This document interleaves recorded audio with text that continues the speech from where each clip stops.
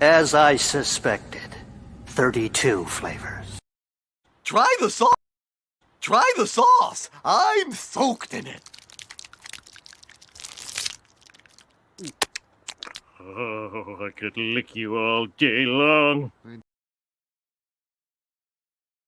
No, I don't hate Balboa, but I pity the fool, and I will destroy any man who tries to take what I got.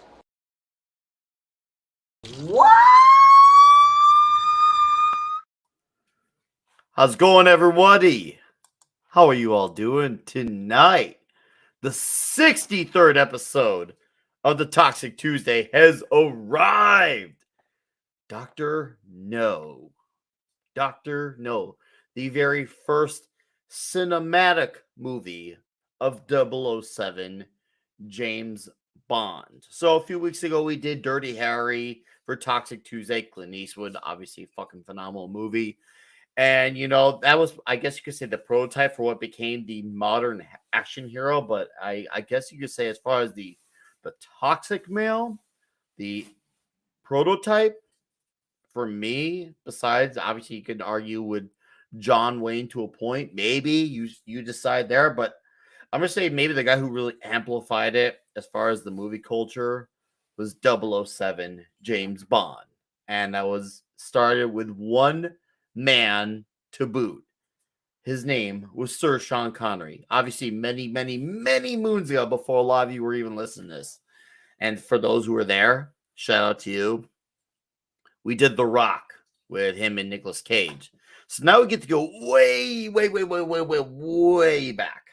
to 1962 with the movie Dr. No, which was actually like the 5th or 6th book in the Ian Fleming series. But funny enough, with this one, the reason why they did a movie first, because they originally wanted to do Thunderball, but it was tied up in like a bunch of legal stuff. You know, Hollywood, they are more convoluted than an X-Men time travel story. That's just the truth of life.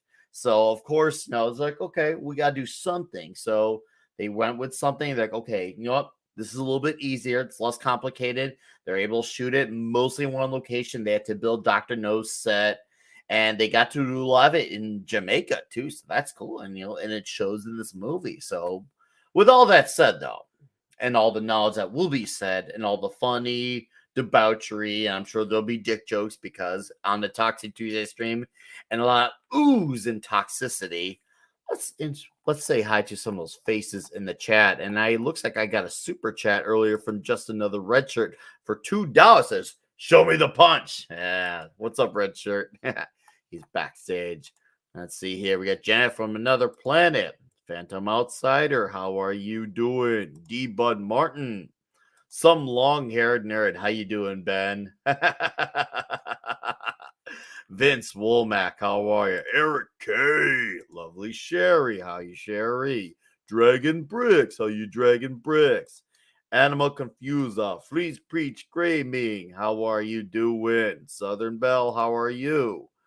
Was Radioactive, what's up? And I get everyone that's here as of now. Let's see. Did I get anyone? Deleted scenes. How are you, dude? Gwen Stacy. What's up? What's up? Rob Altus. Yes, Dr. Joe. Yeah, Bond takes right. Hail to you, my friend. Dude, you just gotta give it your undivided attention, Basco. Shout out to you, sir. Nice to see you here, Gascar. All right, let's bring in our panelists because they're just waiting backstage and they're just anxious to be. And yes, clobbering times will be here soon. I'm totally not mad. How are you? Hail, small time republic. Hail to you. Let's bring in Mr. Dustin of Keto Simple. What's up, dude? What's happening, Nick? How was your trip, baby? It was good. Oh, dude, it was a whirlwind. Because if I'm not sure if you remember, I said on Friday night on the Twitterverse, but went to Six Flags with Stella, and we did the Fright Fest. And then the next morning, I headed to O'Hare, and then Florida happened, and that was a 48-hour whirlwind of me living my life version of the 2022 version of Eddie Murphy's 48 Hours. Then come back home, down the family, we go trick-or-treating, Halloween, and we were just dead tired. like the way what's his face when he knocked out that guy in the Arnold movie. Was it Red Heat? No, it was Commander. He's like, he's dead tired. That's where I was at when it was all said and done. But it was a great 72 hours. So, how's your Halloween, man? It was good. It was good. We went trick or treating twice. Nice. Because we do like the big thing Saturday night, and like a big walkthrough thing, and then we did it last night. I handed out candy last night and had like a fire and stuff for people. So it's good. Yeah, we saw a lot of fires over by us. There were a lot of people where they're doing their giving out candy. We saw a lot of cool fires. It wasn't even because it was cold, because for once in Illinois, it was actually kind of like awesome weather. I was like, it was like actually, I couldn't believe it. It was like, it was perfect. I was like, I couldn't believe it. So, but yeah, we hit a bunch of good houses. We saw a lot of killer designs. It was pretty freaking awesome last night. So I even got a picture with Spider-Man. So yeah, it was awesome, dude. I'm glad to hear all was good on your side of the pond, man. Yes, T. Yeah, What's bro. up, TZ? How you doing? All right, let's bring in our other boys here. We got Gerry. Oh no, Gerry it's me. Oh no, nobody wants to see this. I guess we'll be doing a little bonding tonight. Oh, I see what you did no, there. you didn't. Bonding. I went there. Shit. I went there. Yeah, it was inevitable. Yeah, I just posted that too. It's not like I spontaneously thought of it. I spontaneously thought of it as I was typing to post on Twitter. Join us for some bonding. Well, Mr. Bond. It's like, now that you've got that laser pointed at my willy, I suppose you expect me to talk. Mr. Bond, I expect you to die. Now, one of my favorite tidbits about this is, oh wait, no, that's a different film. That's Goldfinger. But Dr. No, the set, it was the set on this one. That huge rocket set is so freaking amazing. There was a couple of love sets in this. I love it. No, seriously, I freaking love it. We'll that alone is going to be quite the conversation. But before we do that, we got three other gentlemen waiting very comfortably backstage, waiting to just ooze out their toxicity. Of course, the man who makes our wonderful visuals happen, Mark C with a D. What's up, Hey, Mark? what's up? Yeah, no, I wish I was in What's up, Orlando Big too. D? That would have been yeah. I'm too big these days. Yeah, I got to shrink. Yeah, I need some shrinkage. But anyway, Cool. It works for most guys. yeah. But yeah, I wish I was in Orlando. It sounds like you guys had an awesome hangout there, and I did get to see some donuts that Dad Man was taking pictures of that. Lorena and they were hanging out there, so I was trying to send you pictures, but I think you already left, Nick. So there's this glazed donut place. They had like donuts with bacon on them, and it looked pretty awesome. I wish I had those. I did go to a killer Cuban cafe. I went to a Cuban cafe, and they had these really delicious like cheesy sandwiches, and I destroyed one of those. So the Cuban cafe was cool.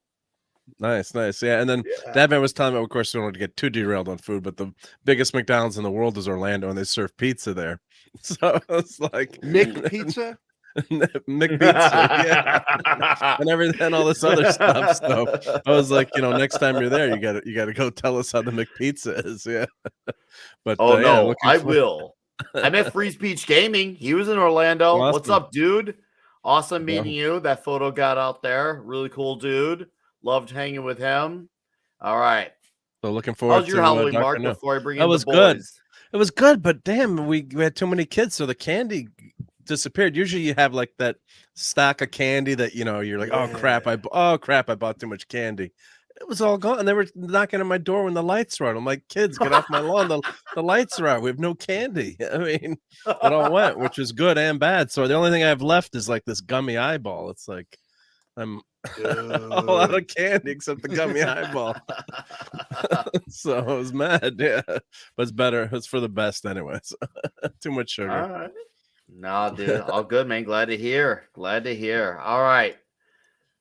And of course, one of the great moderators, our red shirt, How you doing, sir? I'm doing great. And if you're going to tell me that this trip to Orlando is the first time you've had a Cuban sandwich, I got a foster sister who's Cuban. I have got to get you to Miami, my friend, for Cuban to have the real deal Cuban sandwich. Mm-hmm. They are I'm amazing. Gonna have to one day. Yeah, we got to get there. I would love to. Seriously, I do want to go back to Florida. By the way, I love being out there. Not just because of the weather, but just the vibe, the energy.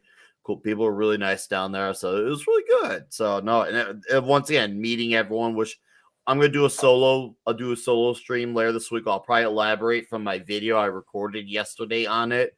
I kind of just went into like a quick recap. I'm definitely gonna do a further elaboration because there's just so much to say and unpack. I just want to give my quick first thoughts, but now that I've had time to let it really sink in, I'm gonna definitely elaborate further on it this week. But Orlando was incredible, and I can't wait to do another meetup. So seriously, guys, if you haven't in the chat gotten to one of these, you gotta make it happen. There's a reason why we all say like, and for me, I could say like doing this and then coming off of last year's Vegas, it's still equally as exciting. You're thinking, oh well, you lose the magic of the first time, but you always get the people who you're still seeing for the first time who weren't at the previous ones, but also the faces you get to see again from the ones before. So you get the best of both worlds. So in a different location. So it's still exciting. Like it's still equally as exciting, just in different ways. So yeah, we'll elaborate on that because we got one other gentleman back there and we gotta get toxic. So that's what we gotta do here. All right. Let's bring in our reoccurring guest, Mr. Clobber in Times with a very fancy avatar. Ooh, he must be looking classy tonight. Hey, buddy. What's up? Times. Clobber. What's up, dude? Glad to see you a few minutes later. Yeah, man. That was a great combo at Midnight's Edge, It was dude. a lot of fun. That was such a great show. The great engineers here. What's up, buddy? Hey, Dustin. Good to see you again. Justin Other. And, Gary, see, I called you by the correct name. But you're just too special to just call you Gary or Jerry. I'm going to call you Gary. Because it's just Gary. Only I shall be allowed forever to call you that. All right, you've been bestowed with the ability to fuck my name up publicly. It's good to see you, brother. Good to see you, man. Good to see you. Been a dog's age. I just say Geary. That's what my sister calls me. Geary? She says Geary? Yeah. Well, she's she was one with the New York Times New York accent. So she says things like, "Now, gotcha. Gary, don't forget to give me a phone call." That's my sister. Yeah. Good to see you. Right. Look at all these great heroes in the chat too. Oh, I know. We are popping off. I love it. Sherry's here. Max is here. We have ladies. You know what that means? She's gonna make a Legion of Memers meme. Maybe we'll be all the Bond women or something. Hey, before this show gets started, yeah. What's up? Before we get started, I absolutely want to blast this out. Fuck you, Yeti. I saw what you wrote. I saw what you said, you son of a bitch. I love you, buddy. All right. Look at all these ladies in the chat. Perfect for a Bond show, man. You know what? It's because it's James Bond. That's why. That's why there's one. They want to see Sean Connery. So we're gonna give you the Connery. So before we do, they want us to sing "Underneath the Mango Tree" to them. Magitech Max for $2 says huge. So huge. Yeah, we got 34 in the chat. Let's get huge. And then another $2 from Max says, Gary, you mean backdoor bonding? Oh yeah. Yeah. With Gary, we bond. All the backdoor action you want. Dude, front to back, top to bottom, north, south, east, west.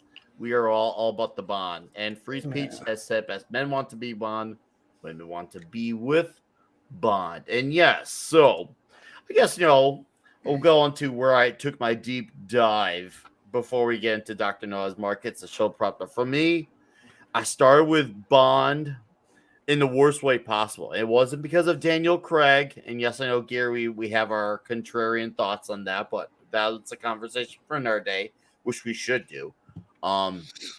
I had heard of the cartoon called James Bond Junior. Junior. I'm like James Bond Junior. That sounds like a cool cartoon, but I didn't know it was actually based off a movie character.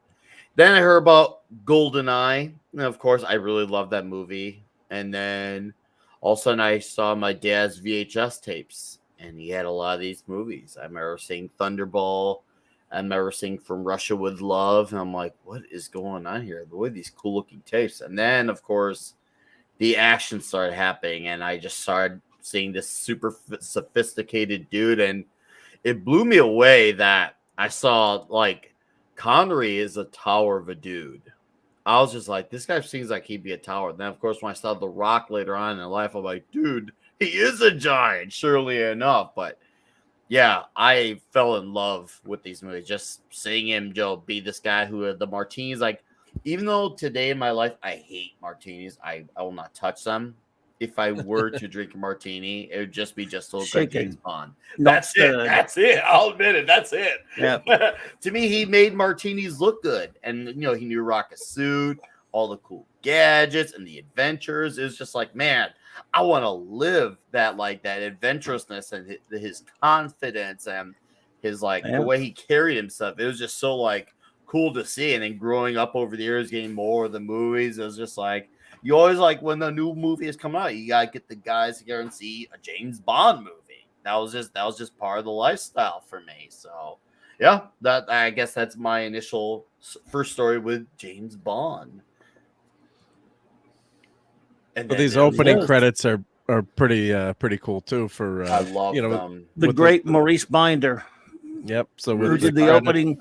He did the opening credits for Bond for 30-something years. Yeah, with the looking down the gun this barrel. is the prototype. All the way up until Pierce Brosnan. This is the prototype because all the ladies are wearing skirts. They're not nude. And they were originally going to have Under the Mango Tree as the title theme, but somebody said, that's stupid. So they got a composer who was referred to them, and without ever having seen any of the movie or footage, he composed the Bond theme we've heard. That's Monty all Norman. These years. Monty Norman was brilliant for that. Yeah, and you know what? They barely paid him anything for this theme that they've used in every film. Yeah, that's insane. That's right. And guys, it's not in the chat. It's not Connery who does the shoot in the opening credits. It was actually his stuntman. Stand-in. Yep, it was his stand-in. Yes, it was actually his stuntman or stand-in. Yepper. Yes, and Soul Assassin. This is something we theorized. I remember back when we did the Rock for Toxic Tuesday, and I think it was my buddy RC from the NYC. He sent me a message on a video that kind of theorized it, and what I saw was very, very convincing. This YouTuber did a whole thing on how The Rock is truly the actual last 007 movie of Connery's career, and I'm going to have to find out, maybe just reach out to him. And RC, if you're listening out there, dude, that video was damn convincing. Just saying. And well, there are lines in the film. If you pay attention to it, it's like there are connections to Bond clearly. Yeah. Oh yeah. Oh yes. Not accidental. Oh no, definitely it was by way of intention. That's for sure. That is absolutely for sure. And it's interesting to think too, and I see Brian's comment here. He says about the inspiration for James Bond came from Christopher Lee.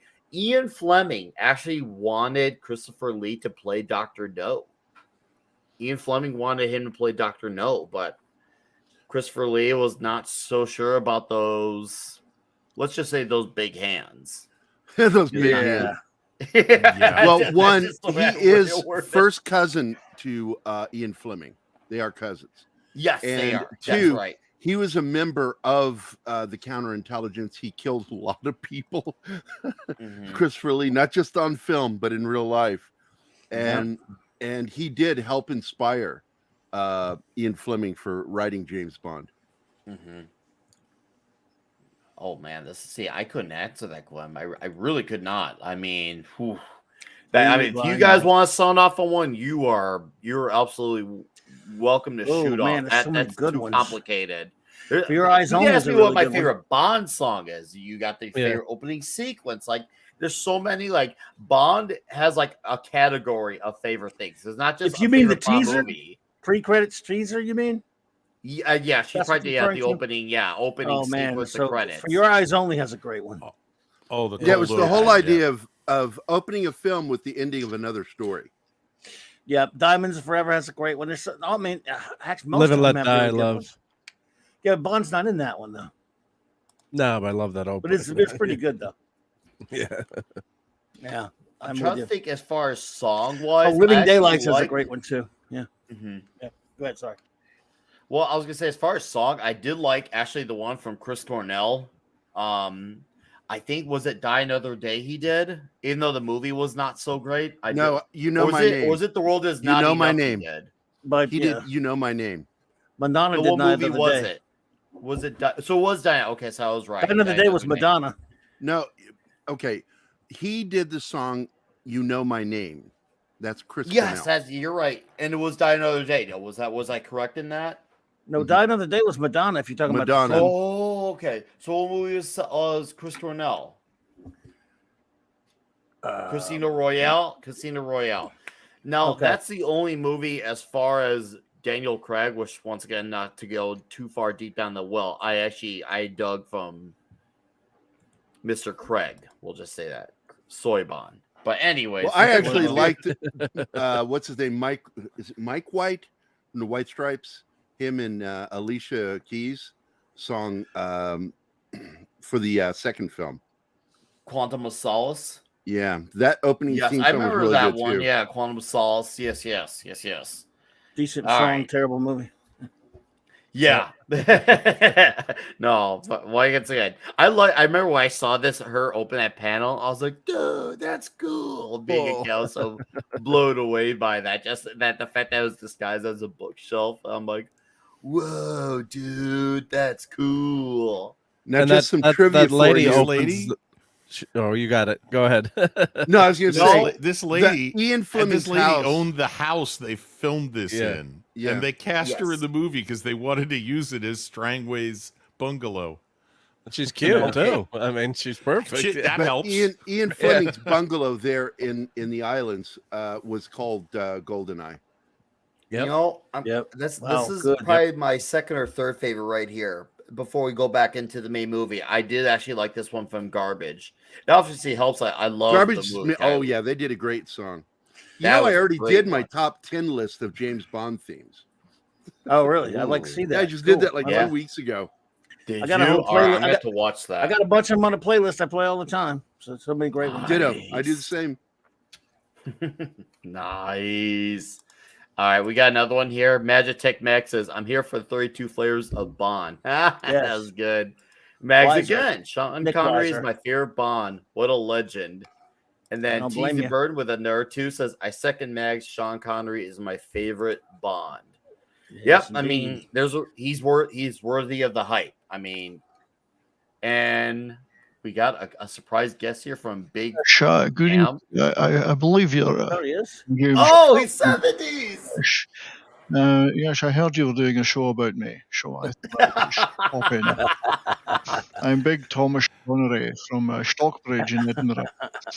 It's so good that you showed up, post death and in between spankings to be here. Oh, a spanking. There's going to be spanking galore, I heard. But, I was wondering how we're going to do this movie without 70s. I know, it was really Yeah, weird. dude. I was like, But I was low key bummed, super bummed he was not going to be around. And I was like, damn, missed opportunity without his voice. I'm in as you can see, I'm in an empty. Well, no, there's a shitload of boxes let's behind see your me. new layer real quick. Yeah, well, That's your when evil it's lair. done, it's going to be great. I don't know, you can't really see much here. But it's, dude, your place is huge. big basement. Yeah, that's the Oh, you're in the basement, yeah. so you can talk really loud at night. I can. I can So scream. your wife locked you up in the basement. Real Yeah, romantic. she's left me alone in the basement, which could be dangerous. Now, I But want to it's- point out real behind quick, me will be all set up properly in a few days. So, but the chick in this scene was supposed Yes. to be a continuing character through all the films. She does appear in From Russia with Love. But after Yep. that, they cut her out. She was supposed to be one of the ongoing love interests for Bond. She was That's good. right. Good She screen was presence. something.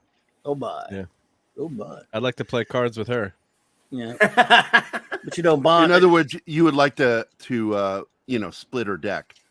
This was probably the only time you've seen him like on just a social. It wasn't like on a case with a chick, if you see what I'm saying. He always runs into chicks on the case and stuff. He's just like he was just out having fun.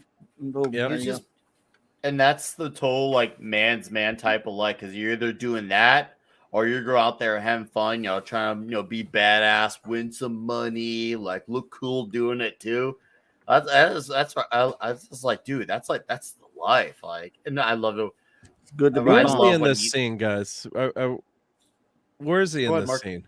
No, sorry, yeah, I wasn't sure what location. It was just some club. It was like he was just. It's like a private club, I guess. That's illegal with illegal gambling, obviously. Nah, that was legal. It was legal, yeah. Well, I knew that he was in Monte Carlo. It was not in Monaco or anything, right? So no, he looked like he was in London. Actually, in a pub in Sauchiehall Street in Glasgow. Glasgow. No buildings that nice in Glasgow.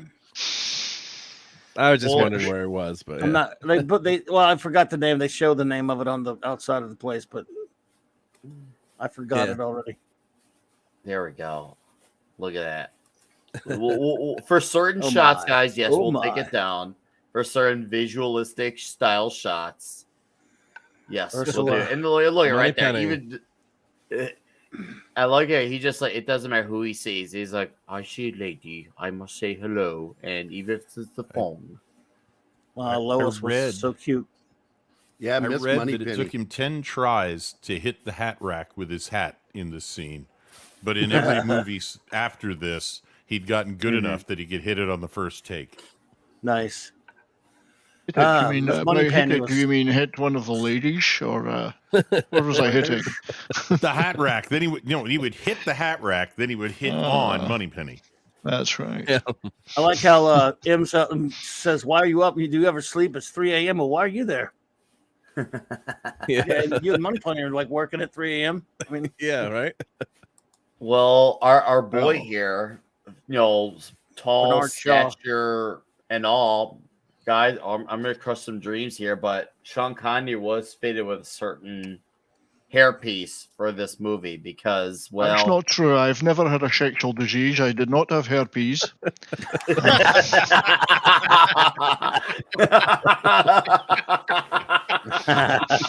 Slight itch, perhaps, but... That was jock itch. Yeah, it's sort of like the joke earlier about the 32 flavors of Bond. The first Bond flavor would be Sean Connery. Second flavor would be every other imitation Bond after him. And then the rest would all be STDs.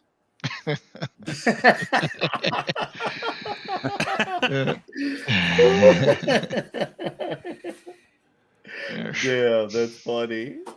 So he's changing his weapon here too, because this is how it gets the Walther. I wanted to talk about that. I wanted to talk about that because this is not, as Nick, you said earlier, this is not the first book. This is the first movie they made. Yes. And this was actually kind of a big deal for Bond and as he wrote him, Ian Fleming, because Bond had a Beretta, which is either a 22 or a 25 caliber, about the smallest pistol you can possibly carry in the armorer prototypical Q, not quite Q yet. Yeah. It says, it's nice and light in a lady's handbag, and then hands over a Walther PPK, which is not much bigger. It really isn't. I've shot one. And Tim just said it has a lot more punch to it. Bond's gun, and Bond here has palmed the the Beretta. He's slid it underneath the gun case and put it in underneath and holding it, and M calls him out on it and says, you can leave the Beretta here. Well, I do like to leave something in a lady's purse, He does mention that, Bond, because he M feels that because he was using that gun, he got himself in the hospital for like 6 weeks or something. And he just got out of the hospital. There's a slight mention to that as well. He'd been, hurt. One of the Smersh agents almost killed him because his gun jammed in the previous story. It's not in the movie. They don't really reference it. explicitly because they hadn't made that movie yet. I thought Smurf was just what that Bond was doing to the women throughout the movies. Yeah. She was Just for you, supposed to Joe's be atmosphere, nude here. I will do this. Go ahead. Go ahead, Red Shirt, as I show up this fancy glass from Joe's atmosphere. 007 right there, martini glass. Yeah. The lady he met at the casino and beat up Baccarat is supposed to be nude in this scene, putting in his living room when he walks in, but apparently the censors just drew the line at that and said, no, you can't do that. Yeah, and she was supposed damn to it, be I his, wish she had been. She was supposed to be his love interest on going through the pretty films. I expected her to look at him and say, would you like to do... One of them should have said to the other, do you want to play around? They never went and made like the movies more adult. They never made like an R-rated Bond though. They always kept them like PG-13. Yeah, it's innuendo, really. Yeah, well, they did. Yeah. Exactly. It was and all there's McGarrett suggested. saying, Yeah. Well, the titles were pretty risque. Like for my birthday, I think I was 12 or 13. You know, back in the day, we'd go to, you go to a movie theater for your birthday. Pretty simple stuff. A lot of fun. So we're all at my house. We're, hamburgers and hot dogs. And my mom's like, okay, guys, everyone get in the car. It's time to go see Electro Pussy. Electro Pussy. My friends And it wasn't far from the truth, if you think. Yeah, my friends that far. I'll get called out on that one to this day. Like, remember when your mom told us it's time to go see Electro Pussy? We're not going to 42nd Street, So. And Dinah Girl Pussy? And Dinah Girl. And Dinah Girl. Yeah, that's Octopussy. Now, by the way, a lot of people don't know this, is that Octopussy, the organization she's in, was actually started by Pussy Galore. Oh. She was the head of that That's organization. important trivia to know. Yeah. Yes, sir. Oh, man. What's Ian a- Fleming what's a- wrote I nothing wonder if but my mom porn knew that. names. I wonder if my Every mom knew name that. Ian Fleming came up with was a porn name. Yeah. Of course. Absolutely. Here's a I've seen horn Pussy dog. Galore. Honey Rider. As a horn dog. Honey to the core. Quite right. It's interesting that the world was waiting for a movie like this, I think, or waiting for a new breed of movies, and Bond just hit at the right time. It was just everything about it was perfect. I think one of the things that hit was that Kennedy gave his top 10 list of books that he read, John F. Kennedy, and Bond was, I think, number one. Mm. That's why made it famous. You gotta realize that in the 50s, to the point of your point, the world was waiting for a movie like this. Movies before this, the biggest movies, a lot of them, and a ton of television shows were all Westerns. Yeah. Like John Wayne making making the iconic Westerns of the 50s. This was taking a hero and putting him in a totally different setting. And I think you're right. The world was kind of waiting for this because I think the world was a little bit tired of Westerns. Well, it's Westerns and war movies, because the Second World War was still pretty fresh. So there was a lot of war movies. But this was something very different. Espionage, modern espionage. And it, even though this was a fairly modest movie, it really did set the template for what was to come. It was groundbreaking. Yeah, this was basically the prototype for the Bond franchise. See the It's not car quite changes there. color. Watch The this. car and the awfully hat, close. dude. Love Look the at the car. class. Just look at the class of these folks. Look at Just that look at the ash, suit and the hat, dude. Man's doing 55 And miles by per the hour. way, He's out of control. everybody missed that was Jack Lord as Felix I didn't. Leiter. Yeah. We also have The first of the 16 different actors who played Felix Leiter. Felix Leiter, Felix was a Time Lord. I mean, he regenerated. I gotta admit, the first time I saw this movie, when I saw Jack Lord as Felix Leiter, the words in my head were "Book him, Dano." Yeah, Dano. yeah. I actually think he makes a great Leiter. Some of the later ones weren't so good. I think He he was made a good excellent, one. but he became David too Hedison famous was from great. this movie, and they couldn't afford him for the next one, so they couldn't. He never played Leiter again because he would have cost too much. No. David Hedison is did it one of my twice. favorites. Yep. He's one of my favorites He's good, that played him. Yeah. Oh, it's a 57 Chevy, by the way. If car nuts are wondering. 57 Chevy Bel Air. Nice car. I like it. Doesn't handle very nice. well, as you can tell. No, it does not. But I like when they had the big white wall, the super wide white wall design. Like usually they're a bit skinnier nowadays on the wheels, but those were a lot more where the stripe was more bigger, and it just looks cool. It's got a nice look to it. Yeah, very classy. Those tires always went flat, so that was a big problem. My dad told me whenever you go on a date, I've heard get a 55 that, Chevy. Yeah, it was really horrible when the car would break down really quickly. So, the tires. So you get stuck with your date. I'm trying to look cool here, and you're losing air on me. What the frick, bro? Come on, that is terrible, and I mean terrible timing. I say.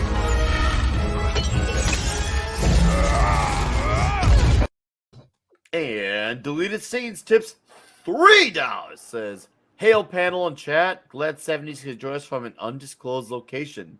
Since we were on the subject of Christopher Lee, if there were ever to be a biopic based on his life, who should star and direct?"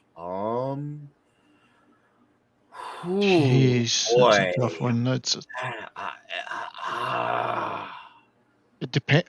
Well, I mean, Christopher Lee had such a long career as well. I mean, there's young Christopher Lee, and then there's older statesmen like Christopher Lee. Do I answer by who's alive or who's dead, or like dream casting? Like, man, that's really tough.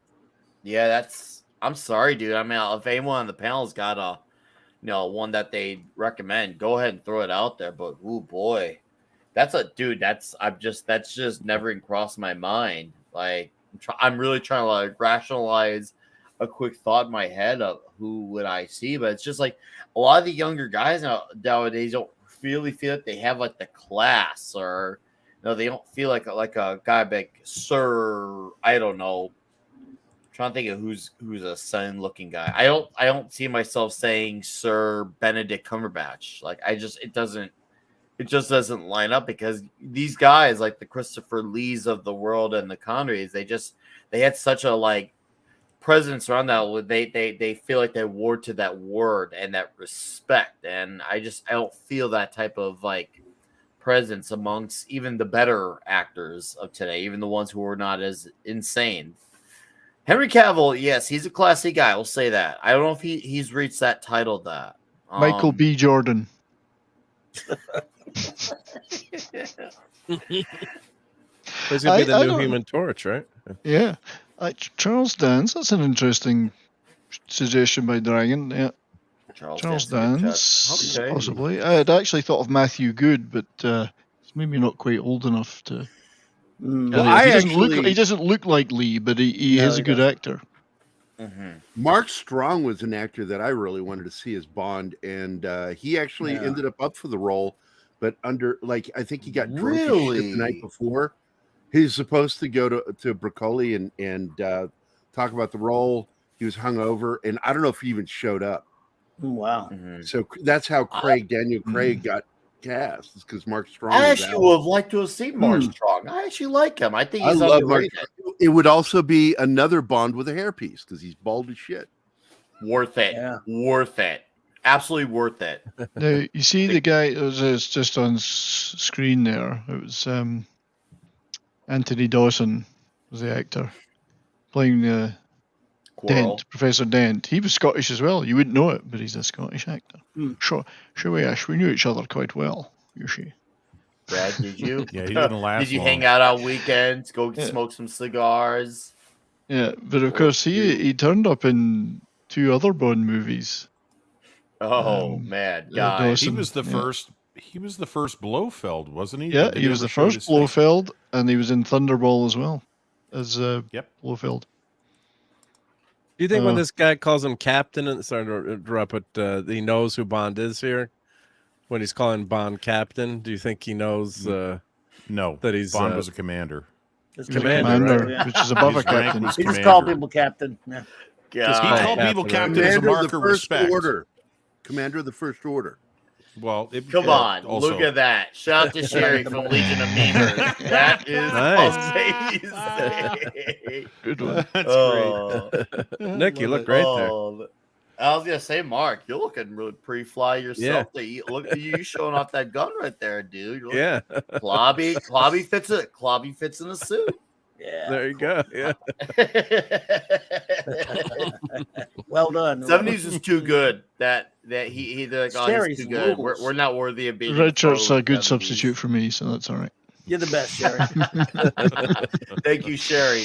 I'm proud to be substituted by Redshirt. I'm on. I like Quarrel. Not that Redshirt's anyone's substitute. He's, don't get the wrong impression. So what I like about this is that this is Quarrel, but Quarrel Jr.'s in a later Bond movie. I can't remember which one. Quarrel's son is in a Bond movie. So there's a little bit of continuity there with a later one. I'm trying to remember which one it was. Because unfortunately, he doesn't survive this movie. Spoiler alert! Yeah, but I love Red Stripe. Oh, I love Red Stripe. Great beer. Don't wreck those. Oh yeah, I used to those drink beers, a lot man. of that. Yeah, good Connery stuff. was paid 16,000 for Dr. No equals 100. Man, that's still a hell of a man. You're getting him on the cheap still. Like if you're talking by your current standards, like man, that in today's Hollywood world where people are basically getting millions who basically exist and breathe oxygen and just be a checkbox hire. Yeah, man, Connery, that's dedication. Yeah, at one point, Harrison Ford was like the highest paid actor in Hollywood. That's hard. It's so And crazy to changed think. how And a lot that's of them true. have No, come to know. I can't even it's imagine that now. Live and Let Die. Yeah. He's Quarrel Quarrel Jr. Jr. was in Live and Let Die. That was Quarrel Yes. Jr. Wow. Yeah. I didn't realize Yes. So that Love was a Live and nice Let bit of continuity in the film. it. Oh yeah, toward the end there. Yeah, when he went to the island. Oh yeah. Wow. Yep. Well, I don't feel like these movies, like, obviously they feel like each one's just like kind of like their story. They always kind of bounced around with the timeline, especially the Craig ones.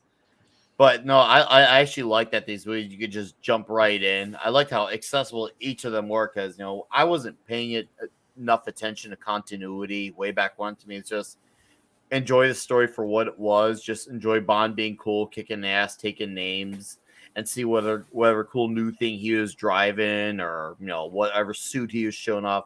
It was just like you just enjoy that. And now, obviously, I've as time goes on and then comic books happen. Of course, I've learned to appreciate continuity and how great it makes a story. But it was nice that you could just jump into these movies because you really could do it. You didn't have to be like, oh no, I'm so lost. You just I don't think this Bond guy's continuity cool. was ever important in Bond movies, particularly. No. In fact, they messed with it quite a few times. Oh yeah, absolutely. And there was very little. There were some references in later movies to earlier ones, and with things like his wife's death in honor at the end of Her Majesty's Secret Service, that gets referenced a lot. Yep. And then the beginning of For Your Eyes Only when he's at her grave. Yeah. Yep. I mean, really, you can just you can dip into any one of them at any time, Yeah. which is great. Yeah, I they're remember pretty much they're pretty much episodic, is all I wanted to say. yes, but Which is the absolutely best way to do freaking it. phenomenal. I love what she just decks him, and he just barely budges. Like this happens to me on Monday. Like, is that the best you got, lady? You decked me with that thing in the That's a face. great And you thing. see, he's got like a big blood mark too on the side of his face. And he barely budges. He barely budges. I don't know why, Quarrel's but for me, tough. that scene was funny because I was just like, wow, he didn't even start. If I had gotten hit by that with a big blood mark on my face, I'm sure that would feel nice for a reason. If that had a big mark on my face. Oh, I don't know how I feel about that. He's not a bad actor, Jacob. I don't know how I feel about that, but he's definitely talented. I'll say that. I do appreciate his presence, Michael Fassbender. What if they're gonna go with someone I don't know if younger he's- for the next Bond? I don't know if he's too old, but I think Timothy Oliphant would make a great Bond. But he's American, I like and that you idea. can't have an American playing Yeah, Bond. yeah. Yeah. Well, he's cool I like enough. He's certainly cool enough. That's the point. I mean, He is But I don't know, but you're not going to have an American play Bond. No, that'd be cool to see him, and then have Walton Coggins do like the villain. Oh God, yeah, he would Aaron be Taylor great. Johnson. That's a great idea. I know that they were together in a TV series, but is that dude British? Who? Aaron Taylor Johnson is, yeah. Johnson. Oh yeah, is he? Okay. Oh God, yeah. Okay, I wasn't sure. Okay. You know, have you never heard? Did you never see him play John? The build. Did you never see him play John Lennon? He played John Lennon once in a movie, and he was fantastic. I did. Yeah. Okay, you know what? I'm actually kind of entertaining that in my head. That is something definitely to entertain. I would say that's a good suggestion. That is something we can actually, and you know, it would be a better role for him than to be Soy Craven. And yes, I will use Soy Craven because that's what he's playing in that movie. It's not Craven. But to go back to Dustin's suggestion, I would like to see Walton Goggins as a Bond villain, but he would have to do it in his natural accent that he used in Justified. You know, he'd have to do it in that hick accent. It would be brilliant. Oh, those are miniatures there, by the way, which is cool. I was just hoping for Gilbert Gottfried as a villain, but you know that's never gonna. Totally joking, by the way. George Lazenby was Australian. He was, yeah. Oh yeah. Never heard him speak in his true voice. He's like he's the one who lied his way into the role. Yeah. He lied about all of his experience. He had no experience. He was a male model. Watch that documentary about him. Which fits an Australian, you know, because where did Australians come from? Well, it's not a real country, so you know. Watch that documentary about Lazenby. It was great. It is good. It's on Hulu. It's on Hulu. I want to point out about this scene. They basically had run out of money when they had to do this scene, so they made this bare set with the lattice work on a window, you know, and it was supposed to make it look like a spider's web, apparently. But they had zero money for this, so this set is literally a room, a skylight, and a chair. And it actually works better. It works great. It does. It's so good. It works great. I mean, you can tell. Oh my God! This movie. Gary is gonna shank me. Got me killing Mark with a D. Oh my God! Dustin's got the gun. I mean, red shirt's wearing a swimsuit, and you see Klobby's in the corner by 70. 70 is this tiny. What, am I even in there? Yeah, you're that tiny head right here. Right by Klobby. Right, okay. Right there. Yeah. There are a few places in this movie where you thank you, Magic this Poop. being That's awesome. This being the very first movie, you know, you see a little bit of that. This is a prototype for the Bond series. I mean, some of the minor characters their acting is, well, not particularly impressive. The editing leaves too long a gap between a statement and a response. But the key parts of a Bond movie are here. What made this franchise last all this time, they're here. The main parts. So, yeah. I got to point out, well, that's an excellent point, but this is a very toxic scene. This actress is she eyeballs him. Look at this, just undressing him with her eyes there. She absolutely. I felt raped. I was absolutely raped. Were you? Did it feel like a microaggression? I did. Yes. Yeah. Look at you looking down there. I was humiliated. That wasn't acting. She was actually looking at the Connery. Yeah, they just happened to catch it on camera. They just happened to catch it on camera. Yep. Hey, man, let's keep that one. Was admiring and keep that shot. She was admiring. I did and shag her away. later, so you know. I get shaggy with it. And someone stole Sean Connery's hair there. She got a consignment of Scottish sausage. So yeah.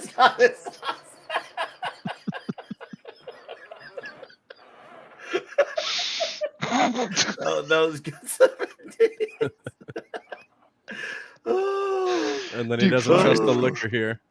Guys, I know Sentient Dildo is definitely joking about your low. Sentient Dildo is fucking with you guys. Just so you know, I know he he does is. not want Jared Leto to be Bond. And the other reason the ladies liked me is because I knew about fancy liquor. I was into you're a fancy liquor. martini guy. But what? You're a martini guy. Oh, okay.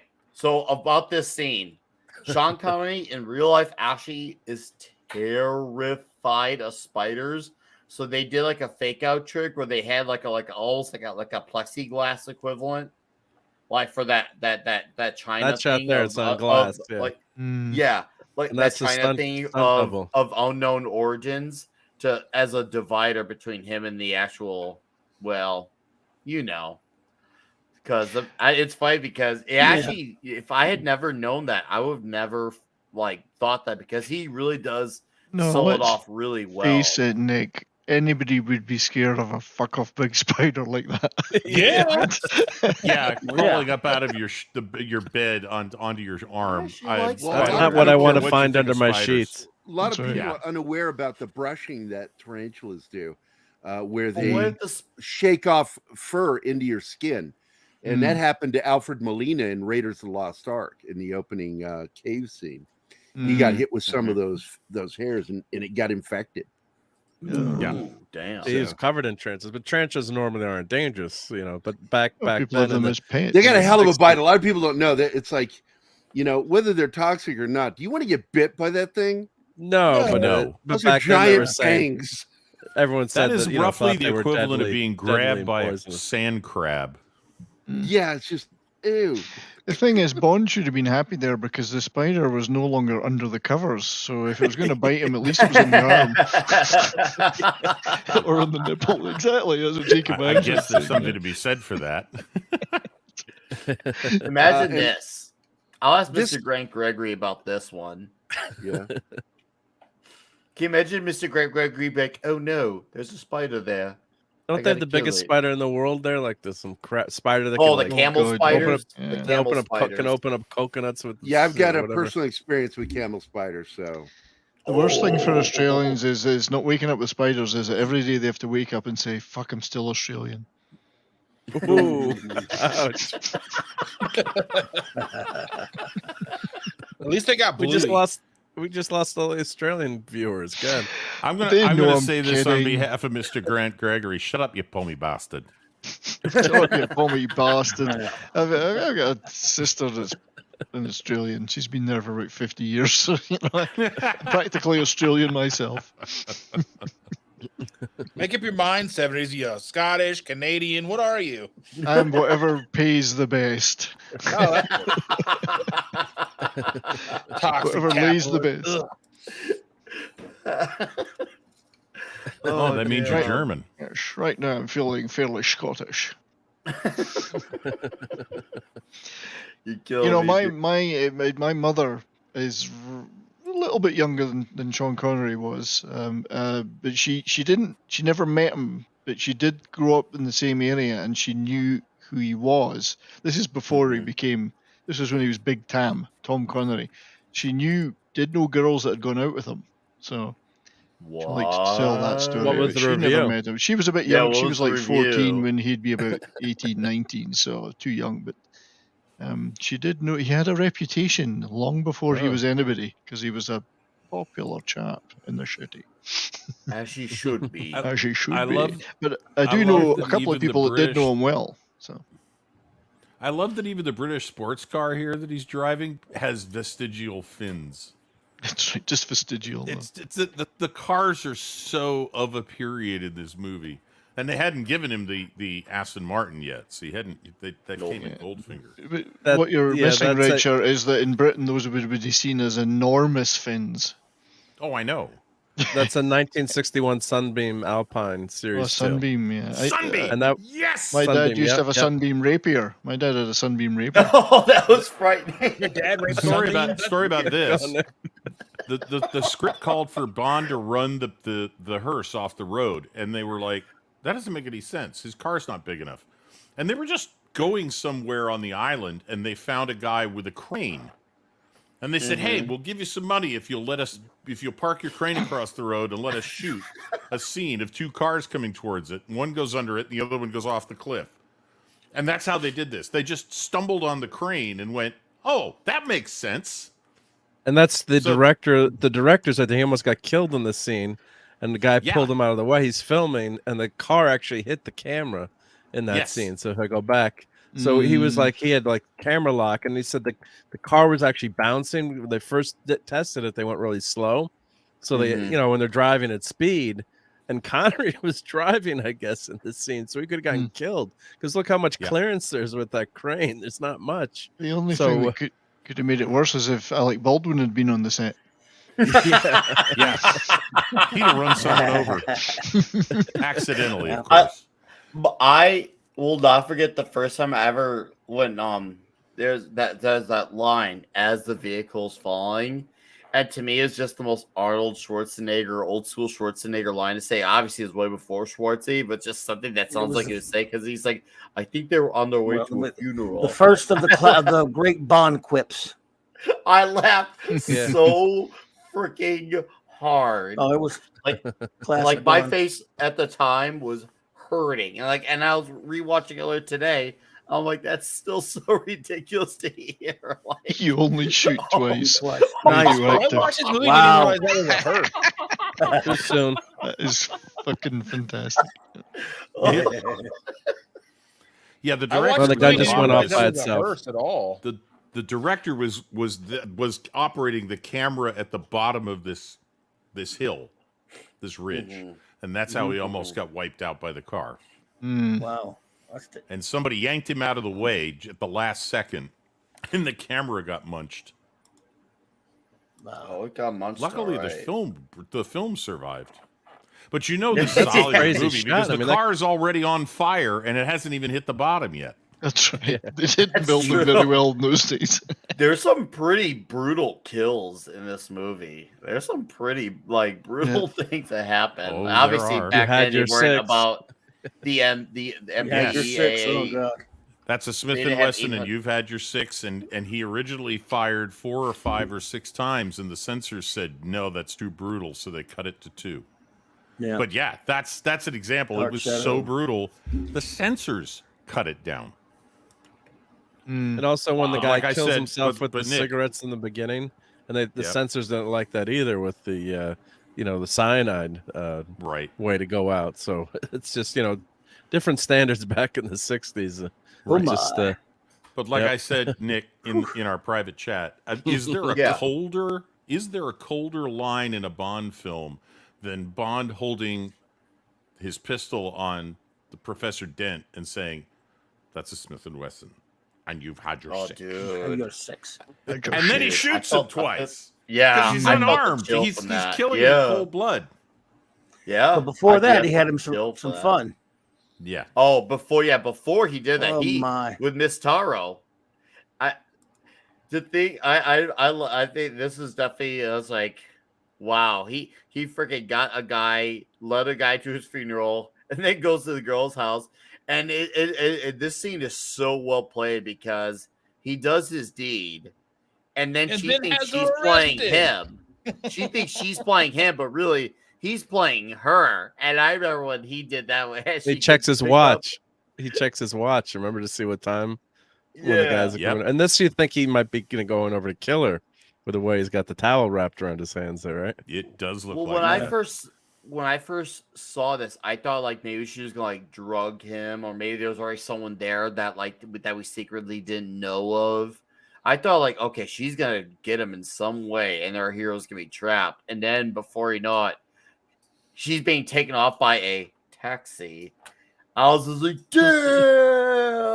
I was just like, bro, that's some shit, man. This is definitely the embodiment of a scene that there would be pitchforks as far as what flies. Probably not just in the last 2-3 years, but probably the last 10 to 15. Because I don't even know if I. Oh, that was so you're smoking after the deed, Nick. I know who should play Bond next. Nick Weiser. Indeed. Yeah, you look good as Bond. Yeah. Or how about this version of Bond? Oh, hey, has anybody ever gone through and added up how many girls Bond had been with in the series? They probably have. Oh, what, 2 to 3? The average 2 3 to 3 in this per one. I think it movie? averaged about 3 a film, did he? I'm gonna goggle it to see. Goggle it. I'm sure So someone's it's already like you looked could at. call it like the Bond body count, and we're not talking about deaths. Yeah. Yeah. Yeah. It's my. 52 What's- women. Is it really only 52? I Is that thought all? that was It's just gotta in be one more than movie. that. Well, it's almost double the movies, right? So, Because he didn't really do that much of it latterly, so the last 5 or 6 Yeah. movies have let him down. he came And close was- to like 3 a movie. And this one 3 for sure. So Yeah. If he never went soy Bond, he would have definitely been at 60 plus. But Daniel Craig happened. Daniel Craig. I Crybaby mean, the Bond. women. And I know this from personal experience. The women all want Daniel Craig, but Daniel Craig didn't seem interested in the women. That dude, you know how accurate that is? I hear that Yeah. all the freaking time about Daniel Craig. And it's funny Look at because this. he's actually in really good shape too. Like if you see him, like he's obviously like the dude's a monster. He's a beast. Who wants But to read this quote here? from the misogynistic 1950s to the liberated 70s into the new millennium, Agent 007 has fucked with 52 women. The likelihood of James Bond having chlamydia is extremely high. Fuck off, Dr. Sarah Jarvis. You're a TV doctor. Or Dr. Sarah Jarvis, otherwise known as Elsa Clench. where's Gary? By the way? Yeah. If he came to my clinic, I would definitely advise him to have an STI test. You're an STI test. Get the fuck out of here. So I guess this is when Skyfall came out. So, but imagine how they classify the 50s. Oh, come on. Really? And you know what? Then There's Connery's nobody in the Bond present would have been day- perfect in Team America. Everyone has AIDS. AIDS. Of course, they're missing the fact that James Bond was such a great secret agent that he was impervious to STDs.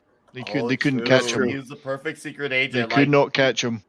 He is an AIDS blocker. Yeah, this I literally I'm trying to I love remember this other scene. movies, and I don't remember another movie where it's done where Bond waits for someone in order to kill them the way he does Dude, in this right? scene.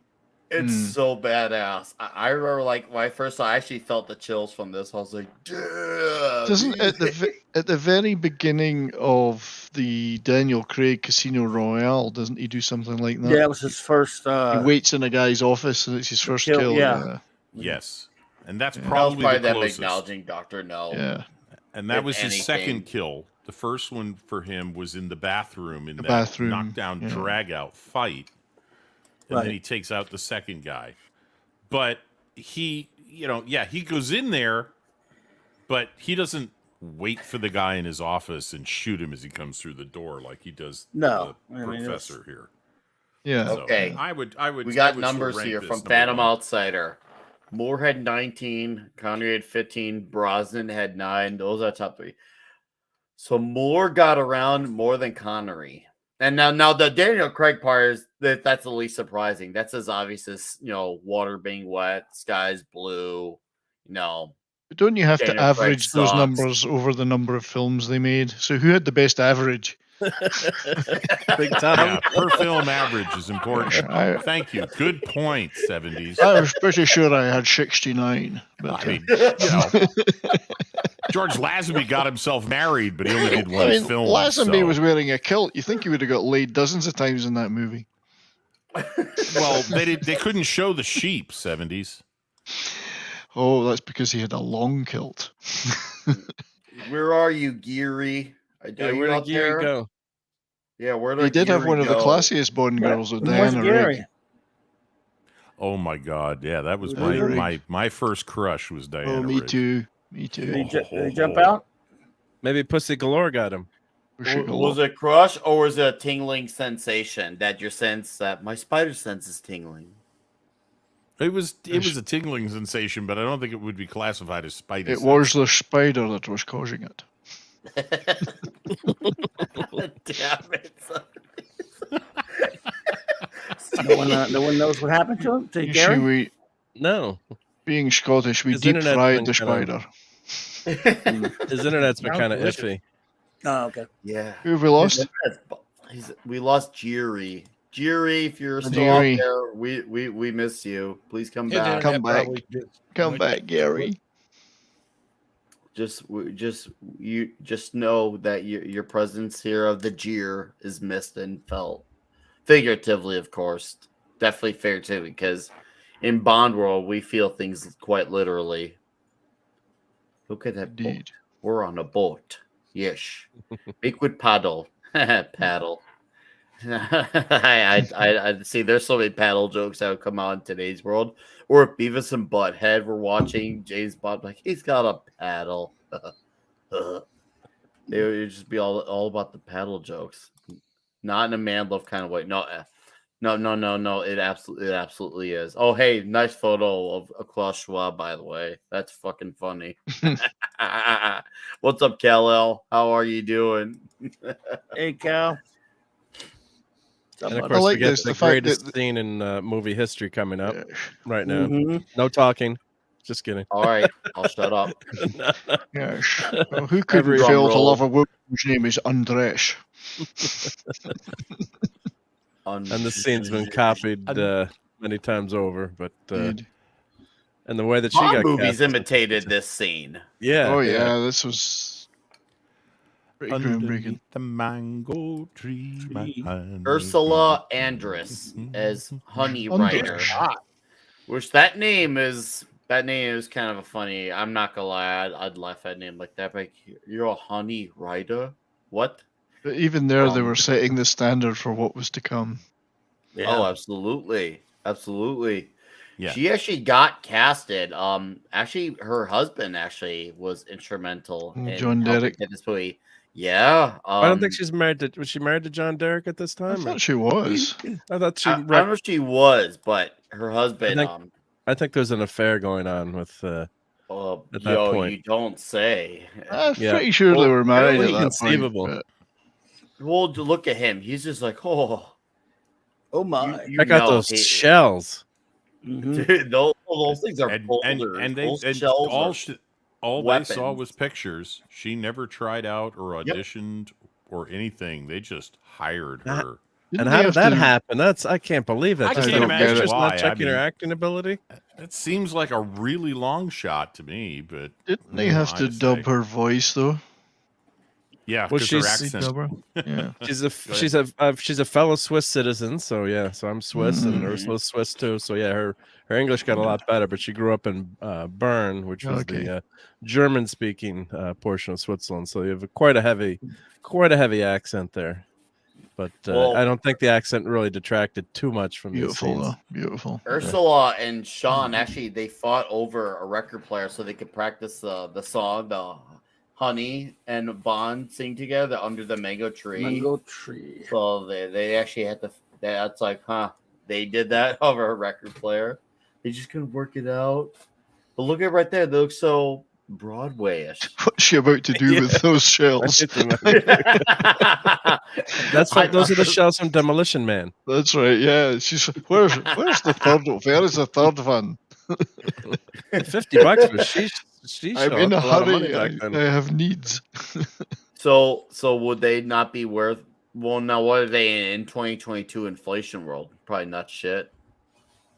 That's probably that's. Well, we got the power of the computer here. $50 in 1963. Let's check. That's a lot of money, probably.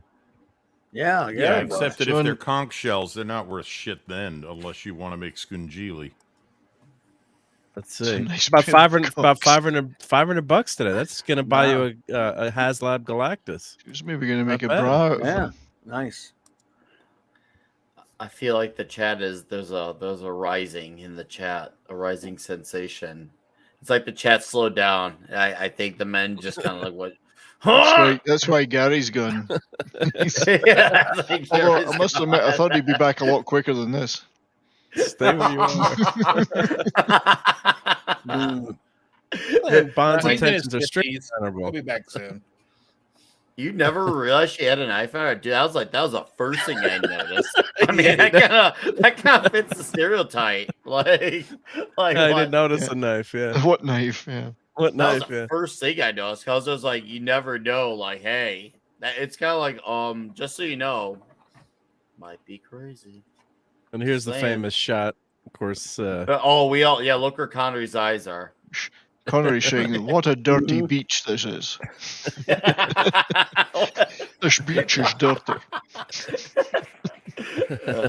Let me get a look down there. Let me look here. And just for Sean Estep, I'm going to say Gina Lollobrigida. Mm-hmm. Oh, jeez. And now split. Oh. Yes, I've never tried it this way before, but you know. She got a knife, Max. She got a knife. Yeah, right. That's what I mean. You never know. Of course, she have a knife. She's getting the conch shells, and she's got to get them away from the coral, doesn't she? Yeah, I'm just talking trash. I do know there's an actual legitimate reason. I do know. Just it's. Well, then she's also knows that that she could get shot at on that beach. Yeah, yeah, she does know that. Oh, she doesn't leave or come at night. Oh, yeah. There's definitely a rising. All right, Joe. I see your message. Let me dig. Let's see. Absolutely, she was Eric K. She was amazing. Yep. No Eric arguments K there. pulled over, and we all know what way he went. He went for the streak. Yeah. Oh, these bad boys here. You know, see, he set her up. He's like, no, I need to have myself around you real quick. So I'm going to set these guys to shoot us so that way I can say, okay, I'm the hero for you. He knew. He set this up, Smollett style. Except this was real, so it made him look heroic at least. Good thing Alec Baldwin's not on that gun. Literally, this beach is near Golden Eye. Fleming's to stay. Yes, indeed. Yeah. Yeah, a few miles. Yep. This guy was a derp, man. Come on, Sean, get a bit closer. You're not lying close enough. That's what I mean. See what I mean when I said he set this up? This was we gotta set him up to have his moment of getting closer to the edge, and it worked because she's like, oh boy, they're shooting at me. Must be closer to this tall man. I must do it, and it works. They shoot the shit out of them, or try to, because obviously it didn't succeed.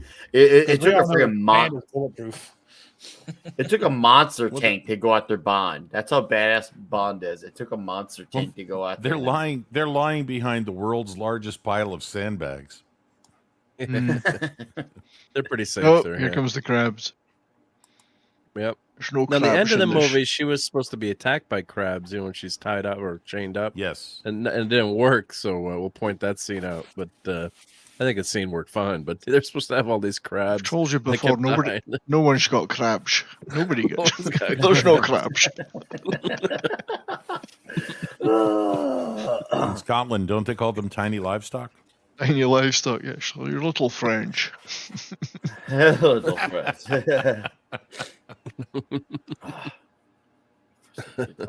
So this is one of the only 3 movies where James Bond's apartment's actually shown too. So between this and the other one is Spectre, and what do you think Live and Let Die the had other one. one is? Yep, Live and Live Let and Die Let showed it. Die. Lobby coming hot. Yep, Live and Let Die. Yeah, it was a very 70s looking residence in Live and Let Die. Yeah. Oh yeah. Because I grew up watching, Roger Moore and watched The Saint after school, and so Roger Moore was kind of the Bond that I love. But now, watching, I think they're both great, but obviously Connery originating the role is just so smooth and cool in it. But as a kid, you kind of like what you see first. And Live and Let Die of course. is one of my all-time That's favorite. the first one I movies. saw in the cinema, Live and Let Die. And that It's the first- soundtrack Live and is Let so Die. fantastic. Second one I saw. Give Roger Moore props. Live and Let Die is not just his best Bond film. It's one of the best Bond films. Oh, it's great. Oh yeah. Yeah. It is Fantastic I love it. film. In Guys, fact, his this power film, went out. in his in power fact, went out? this We'll be film, back. Yeah, his power went out. okay, power went out. Okay, this film You should have a nuclear Goldfinger reactor like Dr. No. and Live and Let Die He's just got a little one. Just a little Are one. are the closest movies, in my opinion, to the books they were based on. Most of the other movies went way afield. Yeah. Oh, well, yeah. Most of them were pretty big departures. Pretty massive departures, if anything. And of course, we all know that they went way out of order too. Consider that Casino Royale, once again, as mentioned, first book, and they even still wanted to do Thunderball first, but budgetary reasons, or sorry, no, legal reasons says, no, we're gonna do something else. So it kind of worked out. Well, that's the whole Kevin McClory thing, isn't it? That had half the rights to it, and he could make Never Say Never Again years later. Yep. And Kevin Roger Moore's McClory. actually older than Connery, right? By not by much. So He was a little bit older. But not much. But Moore just, he should have quit. So He just came. He came to the role 10 years too late. Yeah, he's a little bit more Simon Templar than Bond, but I still love him. Yeah. Oh, I do love him. But the last what was the last movie with Moore? View to a Kill. It was just it was just too old. much. Love the guy, but too old in that one. Yeah. I remember seeing then The Living Daylights with Dalton with my dad. And I turned to him, I'm like, Dad, James Bond can. Well, it's a great movie too. But I'm like, Dad, James Bond can run again. That's right. Yeah, Moore was so damn old. But he's lost his walking stick.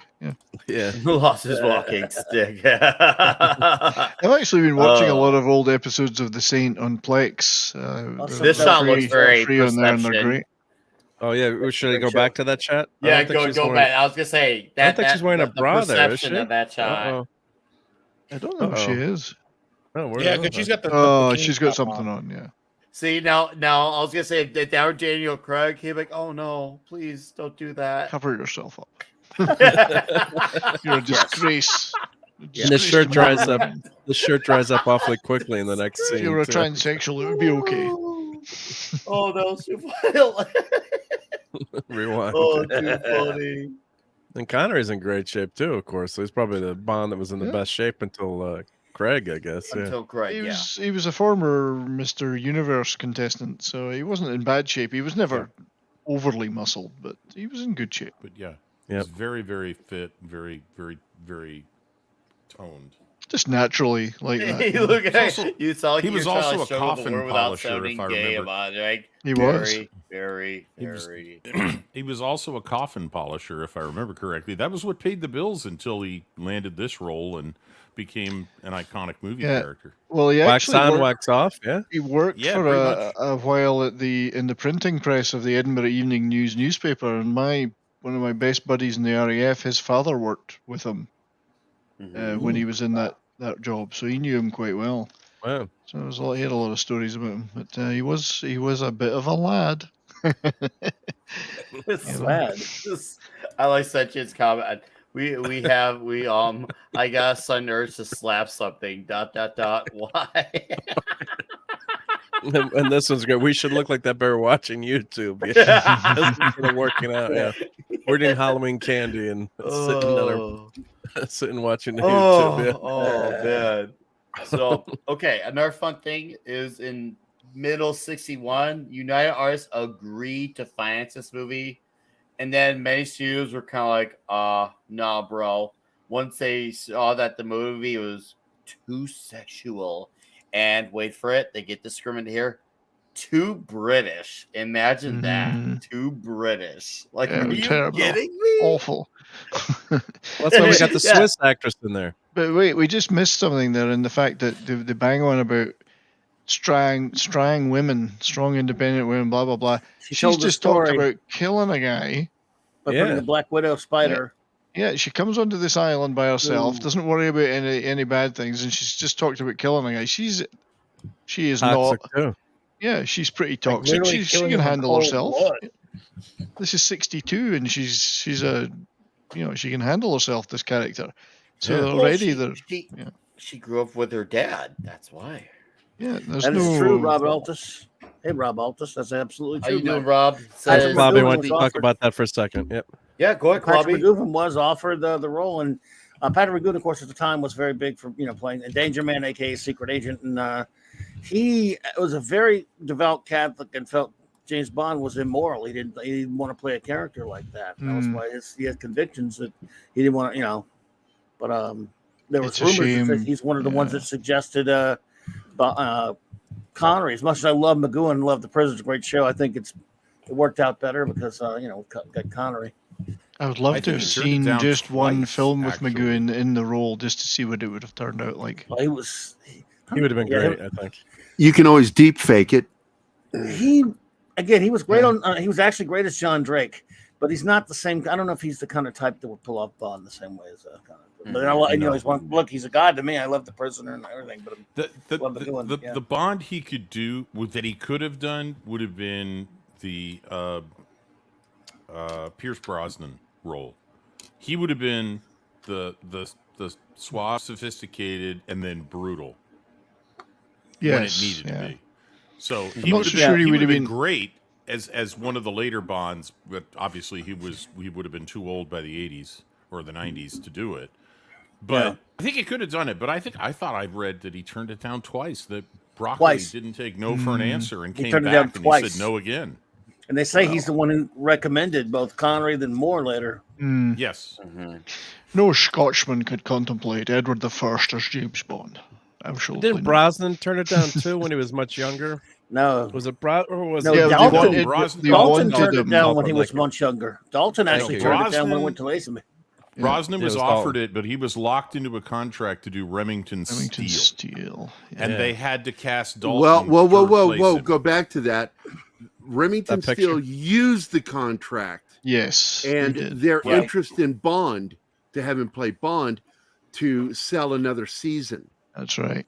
Of the show. They were really shitty with what they did. They screwed him over, Yeah, they screwed him over both ends, but they wanted him to replace Roger Moore, but the TV studio wouldn't let him out of his contract, so they cast Dalton. And then they were basically going, and guess who's going to be the next Bond? Basically.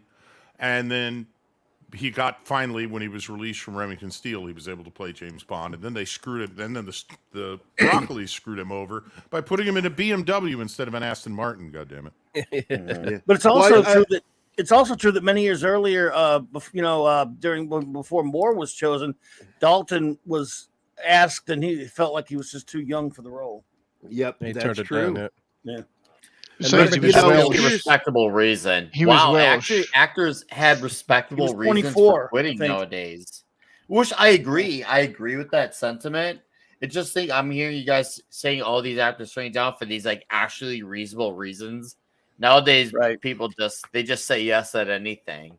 And I love Dalton. We just saw her get a big facial. I wish we'd have got more Dalton before films. we go on about facials and radioactive waste.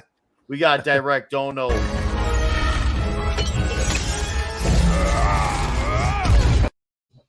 One for the patriarchy from WG for $50. Says live and let super chat. Holy shit, WG! Thank you for $50, dude. That is nuts. So, thank you for that comment. Live and let super chat. And I met WG at the Orlando meetup. Had a nice chat with him. Good guy, really good guy, really fun to chat, and I really hope we cross paths, man. I gotta buy you a beer when we cross paths next time. So if not pizza or both, just please, dude.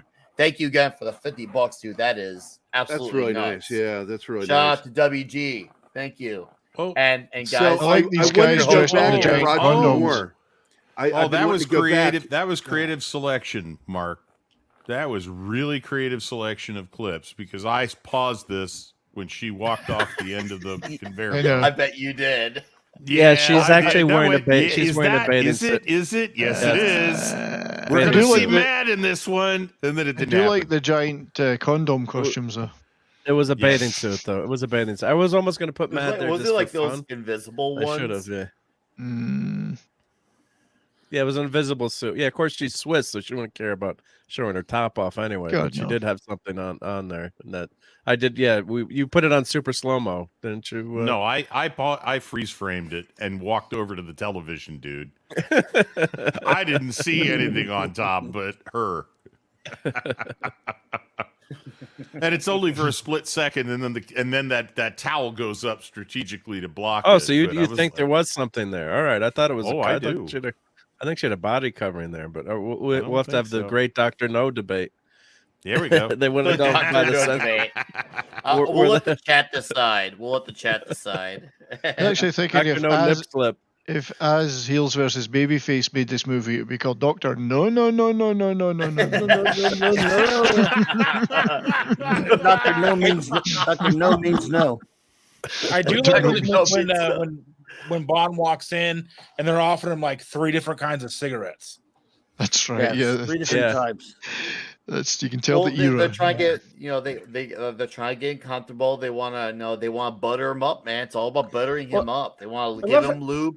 I thought that was really generous of Dr. No. He's the type of guy who doesn't like going in dry. He likes to give you lube, prepare you. I love how Dr. No has a hotel. Yeah, that's down right. there. Yeah. In like this fabulous hotel with all these workers. They're like normal people. Seem like they're just working for this guy. Yeah, we hired all these people to come work for our world conquering organization. And hey, great benefit plan, all that stuff. I mean, Well, this was the whole gag behind Austin Powers, because they have quite a few gags from this film in it. Yeah. And the whole joke was that when they kill one of the bad guys, it goes into they cut the scene. They cut the scene was about his private life with his wife and his kid, and then he goes to work for Dr. Evil and gets killed. And it was just a job. It was just a job. He wasn't evil. It was just a job. Just a job. Just the job. I actually think that if you've ever seen Kentucky Fried Movie, A Fistful of Yen, the Dr. Klan, the bad guy in that, is based upon Dr. No, I think. Yep. He's got the fake hand, but he's got all the attachments on his. Yeah. Particularly some attachments that are useful for the ladies, but I don't know why he drugged them here. Dr. No's headquarters is the one part of the book that I wish they had done more with in the movie. When he's escaping from the cell later, there was more to that in the book, and it was really one of the best sequences in the book. And they did about 3/4 of it. They didn't do all of it, and probably because one of them was a scene where Bond had to go through 2 grills set into the duct that were full of spiders. And I'm sure that Connery would have said, "There's no chance I'm doing that." No way. It's not going to happen. I don't get this one right here. I don't one get can this fuck right off. What is he doing? Is he like ugly? You want to make sure, dude. I know what it was. Remember when I say he wanted to butter him up? He wanted to make sure he's clean. He likes his men clean. He wants to make sure when he goes in with lube that he wants to make sure he's nice and clean because he doesn't want any marks left over. He was just checking that he wasn't. What is he, Edward Cullen? He's watching Bond sleep. I mean, what's the deal here? That was a weird scene. Yeah, you're right. Why did they bother knocking him out? I mean, I don't know why they bothered knocking him out. No, or I didn't him get walking that in there either. looking at him either. I mean, Yeah, he's trying to be creepy, I guess, but Bond's asleep. He doesn't give a shit. He was just checking if he had a reaction to the latex in his fake hands. Yes, like, I guess otherwise they would have shagged too early in the movie. They had to put that off to the end. You got me. Yeah, it never made any sense to me that he knocked him out. Either that or he was looking for.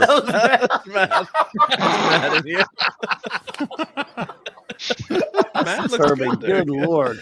Why? It almost makes Mad look attractive. He does look attractive there, yeah. Yeah. Mark, what power I'm beginning have to I question given my you? sexuality now. I don't. Just kidding. Thank you. Stop. Stop. I knew that would get you again. Look at them people.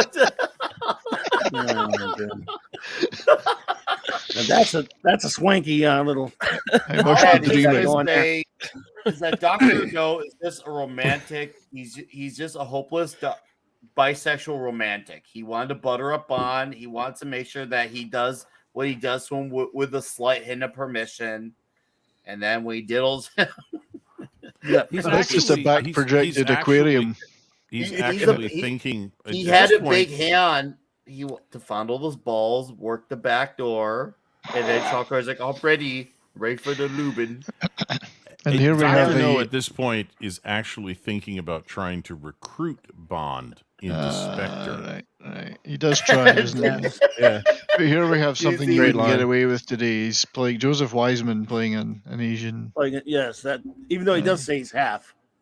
Yeah, he TZ does. for $2 says, "Please stop." Yeah, but which half? A mad photo. Which half? Yeah. Which half? The bottom. That's a half. German. It's like- Half German, right? You Yeah. gotta wonder, is this Handy Randy's favorite Bond villain? Oh, it could be, couldn't it? It's That's gotta true. be. He's got quite Probably. the big hand to give a Handy. Well, you know what they say about guys with big hands and big feet, right? It I would This be is a good great to line have here. gloves. Minnows I think pretending they're whales, just like you on this island, Dr. No. That's a great to put down there. Yeah, that was. I think Bond they loves got to press the I think- buttons. I think that Dr. Evil got his amount of money he wanted to extort from this movie and the price of that window. $1 million. Yeah. There you go. Yeah. He's also Draco the Conqueror. Don't forget. Yeah. Mm-hmm. That's one thing about Bond, though. He never attempts to try and pretend to butter up the bad guy or whatever. He always insults them. He always tries to press their buttons. He doesn't ever just try to go along, you know. I like that aspect of the joke there. character. There's In a fact, joke I think- right there. I think Joseph Wiseman played 2 parts on that show. Go ahead, sorry. A couple of months before this movie came out, a British National Gallery painting of the one who beat Napoleon at Waterloo. Who am I talking about? Wellington. Wellington. Wellington. That's Wellington, supposedly. Was stolen welcome. from the museum, and they wanted to show Dr. No having a bunch of stolen art in his lair. Yeah, And it's one of those apparently- things that it was a period moment that you It's had a to period know. moment because everybody Yeah. had just seen it in the news that it was stolen, and they all looked at it and went, everybody cracked up in the audience because they were like, oh, there it is. Now nobody knows what that is. They have no idea why he looks at Except you and stops me, looks we at know that it. painting. That's Yeah, in the director's commentary, they said this line got like a 30-second, or scene got a 30-second laugh, and the director wanted to have Connery say something, and they're like, no, I'm just going to look at it and notice it and kind of like say that, without saying anything. But of course, today there's no laugh, it doesn't mean anything to us. But back then, I guess it was just everyone went nuts over that scene. Yeah, it's a laugh line back in the day without a line. It was great, but nowadays nobody knows. So I want to ask you guys in the panel. I know one of you knows the answer here. So you know how there's sometimes a lot of quotes that are, I guess you could say, considered legendary, but they're kind of misheard of what was actually said. Kind of like the whole "I am your father" quote with Darth Vader. Yeah. What was the first way Bond was segued into introducing his name? Because it was not James Bond. What was it? Do you guys know on the panel? I don't remember. I can't remember now either. I'm stumped. He said because when they're at the casino, and right? he He's says, got the lighter. I admire your courage, miss. And then he says the line. It wasn't just one of those things where he just says it like he says because they thought they're talking about the lady said I encourage it, miss, and they says Bond, James Bond. Then he goes for it. There was a segue into it. Well, It was okay. definitely- Did she say? Did she ask him his name after? Because now I No, she watched says this Mr. 12 hours ago. After Miss, there was not Mister Miss. No, I'm just saying. I think. No, I was asking. Did she say? Who are you? How do you play so well? I thought it was something like, "How do you play so well?" He says, "I admire your courage, miss." And then she says, "What's your name?" And he says, "Bond, James Bond." Now that may be my recollection, but I'll go with you. It's not the as first saying line it. that he says. That was the Yeah, check the one misconception here. that it wasn't the first line that he says. It wasn't No, the first line no. he said. No, it was not. You're right. No, it wasn't the first line he That's said. what I was trying to get at. Yes. I may have Okay, worded that it a you little said. Yeah, it wasn't his awkwardly. first words. Yeah, no. I apologize. That's No, all it's I was okay. trying to get I think his at. first words But were, I have it no is the first objection. Or something. It was the first time we saw his face because they'd been showing the back of his Yes. head throughout the Yes. game. Because they were building us up.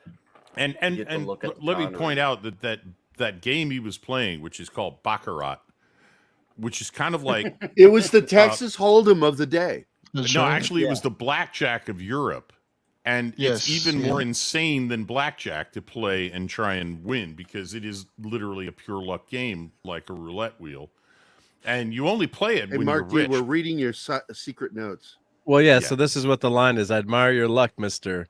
Bond, Bond. James Bond, and he James flicks Bond. the lighter in the middle of that. So that's the this is the subtitles. Right. But yeah. That's a cool intro.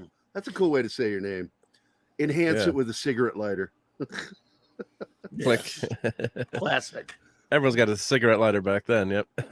Everyone smoked. Yep. Yeah, doctors recommended it back in the 50s. Right. Hashtag we are not doctors. But yes, you're right. You are right, Gerry. You are It's so absolutely right, healthy. It'll clear that asthma right up. 2 packs a day. That's why doctors need to be trusted all the time. Special Executive for Counterintelligence, Terrorism, Revenge, and Extortion. Yeah, I love that name. Yeah. That's right out of Marvel Comics there. Although this was before Marvel Comics, right? So this is before they had Shield, but yeah, there was a little bit. A little. I was This gonna is say before that, Kirby well, did Shield. at this time they had 2 years. still put out Amazing Fantasy, 15. So because that was 62. That was 62 when Amazing Fantasy came out. Yeah, so this movie is is 62. So Yeah, around 60 right years around old. the same point. Yeah. It was a little bit before they introduced Shield, Nick Fury and Shield and stuff. Yeah. Before, I Now, love all those titles of everything, all the comic book place. Yeah. Now, another trivia thing I want to point out here is Connery shaved his eyebrows, trimmed them for playing Bond. Hold on, what? Yes. Because he had big, bushy eyebrows. Yeah, he and they did. wanted to give him more defined line to the eyebrows. So you can actually catch every once in a while, you can see the stubble starting to come out like with the 5 o'clock shadow on his We eyebrows. better not put any makeup on to play. Well, it's the Bond. testosterone, you know. But yeah, this was oozing out of me. This was an interesting introduction because, of course, at this time the West was very much embroiled in the Cold War. You know, East versus West. You must be working for the East, and Spectre is this wonderful. Oh, that's not anybody. It's independent. It's of the all World of Economic Forum of its He day. stole his money from his own. Exactly. It is. That's what it is. It's the World Economic Forum of its day, except they practiced assassination. Well, we don't. Yeah, we don't know. Never mind. But yeah, it was kind of cool that they didn't just start James Bond out right away up against the Russians. As the adversary.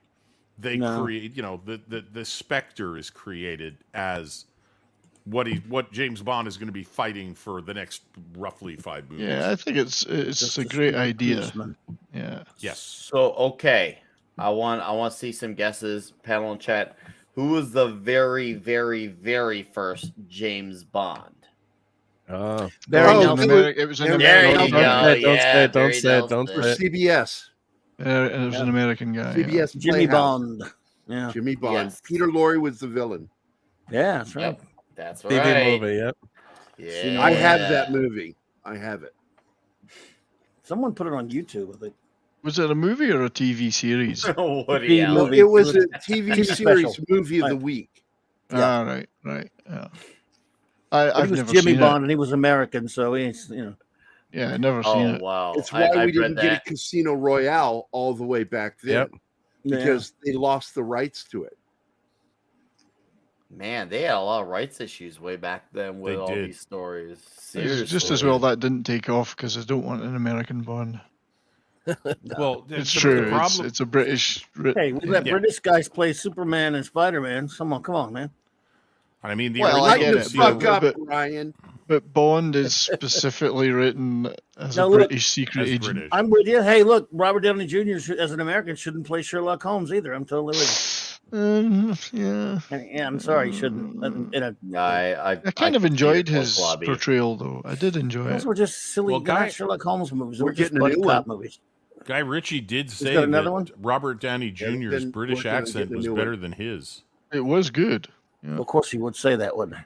I'm just kidding. Well, yeah, he's Cockney. He can barely speak English, even Well, English. when he English. played Charlie Chaplin, Yeah, he did. that accent perfectly. Oh yeah, he was fine. I'm just saying that those movies, as a Holmes fan, I didn't like those movies because they were just action movies. They weren't. Whatever, They are. Clobberin, you're just pissing in the wind now. I am. I don't have any wind, but if I get some, I'll No, piss in it. don't. No, there's only one Sherlock Holmes, and it's Jeremy Brett. It's Basil Rathbone, dude. I'm just kidding. I do love No, Jeremy Brett. Basil Rathbone is not Sherlock Holmes. Jeremy Brett is Sherlock Yes, he Holmes. is. But so is Jeremy Brett. I will tell you that Nicole Williams played a great Bond. I mean, I hate that. great Sherlock Holmes. I hate that movie. in Though. the That was 70% solution. That movie has a terrible. It's from that terrible book that Nicholas Meyer wrote, though. He also wrote the screenplay and made the film. Yeah, I would say that Peter Cushing did do a decent job as Holmes. I thought a lot of great Holmes. Yeah, but yeah, Jeremy Brett. Jeremy Brett's the great. Jeremy Brett is the best Sherlock Holmes in the history. No argument. Portrayals. I'll argue with that. Shut up, Brian. Tonight, the contrarian played by Brian. Here's a question for you all. Then. So we got Joseph Wiseman. 70s? So we got Joseph Wiseman playing Doctor No, who's supposedly half Asian. But one of my favorite Asian-based villains of all time was in the Thunderbirds. Can anyone name that villain? Oh, I should know this. Oh no! Thunderbirds are go. Thunderbirds are go though. They are go. It was the Hood. Well, you can name the yep. Okay. The primary antagonist of Thunderbirds. Egghead glowing eyes. I'm Mr. 70 Smarty Pants. What other villain did Joseph Wiseman play? Blofeld. No. Although it wasn't his voice. No, he played Draco the Conqueror in the Buck Rogers. Oh, right, okay, yeah. And then he played another character on Buck Rogers too. So yeah, so anyway, go ahead, sorry. Well, there you go. You got me. Got you. I got you, boy. I never said I was smart. I'm selectively smart. Hey, it's Keith. You got me. And we all get along. You got me first. You got me first. Sir. I love this clashing right now. This is great. We do get along though. I'm not clashing. Awesome. I admire Clobby's knowledge. This is the best suit Connery wore in the movie. All debates got me on the wrong. Thunderbirds question. He never looked better. We're talking Look about at the suit. We are talking about the 1979 Buck Rogers. This looks like coronavirus. Only one. But for now. This looks like 2 years ago with the suits. This is what they refer to as the full body condom. Yes. The good old body condom.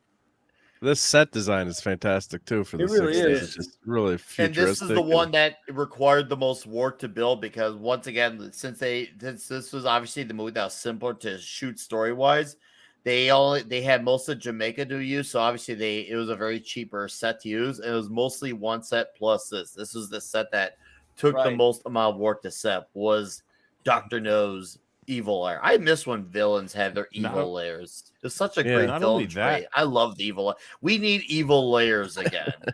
And if they've been realistic, not only was it the most expensive, but they had to get the biggest soundstage, and I think it was Pinewood Studios, to build that in. Yes, and that's the size of the set they got because they took the largest soundstage basically in Great Britain and built Dr. No's control room in it. What'd you say, Gary? Well, think of some of the sets at I wasn't Pinewood. Sure if it was Pinewood or Elstree. It was one of the two. I'll Pinewood defer to Pinewood did some of the, Pinewood certainly did the later ones. They shot like the Hoth hangar scene. Yeah. This is a great. I really think it would have been though. funny if they couldn't hear each other in these suits. What? They had radios. And he's got sweating like a fucker in here. Take your hat off. Yeah, I love that guy with that. What happens when they fart in them? I mean, do they blow up? Where's your banner? Oh my god! Why is that guy got an atmosphere in his suit? What's going on? No one else gets the Was atmosphere. wearing, yeah. Why is he pretending to really rotate that wheel?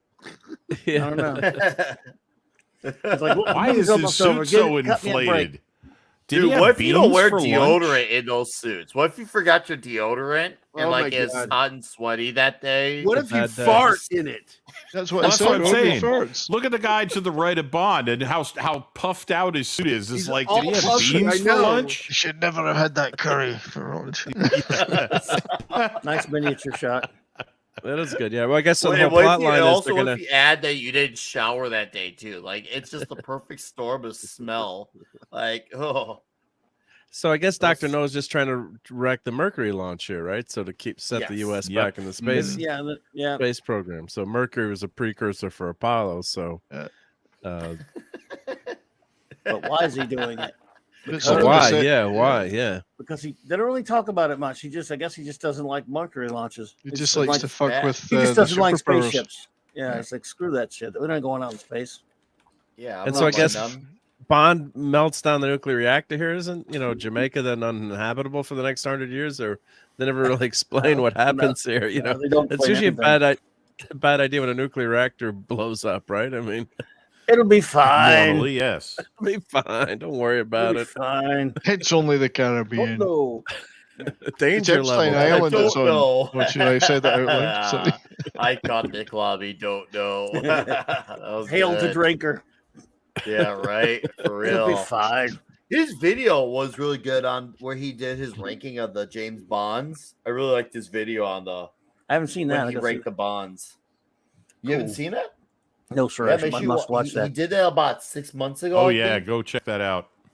Yeah, definitely watch. What if I don't agree with him and I'll cry? Just kidding. Can I just? I'll give a spoiler alert on one. I need to ask this question. Connery. Sorry if you've mentioned it already. Yes. Why are they all wearing these stupid suits? Radiation. Radiation. It's radiation. I think they're just very I think they're just very comfortable. That's all. They're just about to enter the abandoned area. The area called abandoned. Don't judge these guys for what they wear on Tuesday. It's just, it's just a culture thing. Why would a light, clear plastic headset be of any use against radiation? I'm wearing a suit like that. Wait a minute, I'm wearing a suit like that right now. Oh, dude! What are you suggesting? That's odd. No, Boy in the plastic bubble. I have the square top hat. The square hat, yeah. From AIM, right? Like AIM. They do look like advanced idea mechanics, except they're not yellow. They do. They should be yellow. They do. When I go on with my girlfriend on dates, this is what we wear. We wear these bubble suits, and I don't know how we eat, but we somehow do. Or the Naked Now Star Trek, right? With the suits they had. Naked Time had some weird ones. Yep. Could be. They were red, and they look like bubble wrap, though. Yeah. It wouldn't be a Bond. What does their casual fry look like? I would like to know. It wouldn't be a Bond movie with a bubbling pool. Right. There should be some sharks in there with lasers attached. These freaking laser beams. Yeah. Kind of an inauspicious way for old Dr. No to go out, though. Yes, he's huge.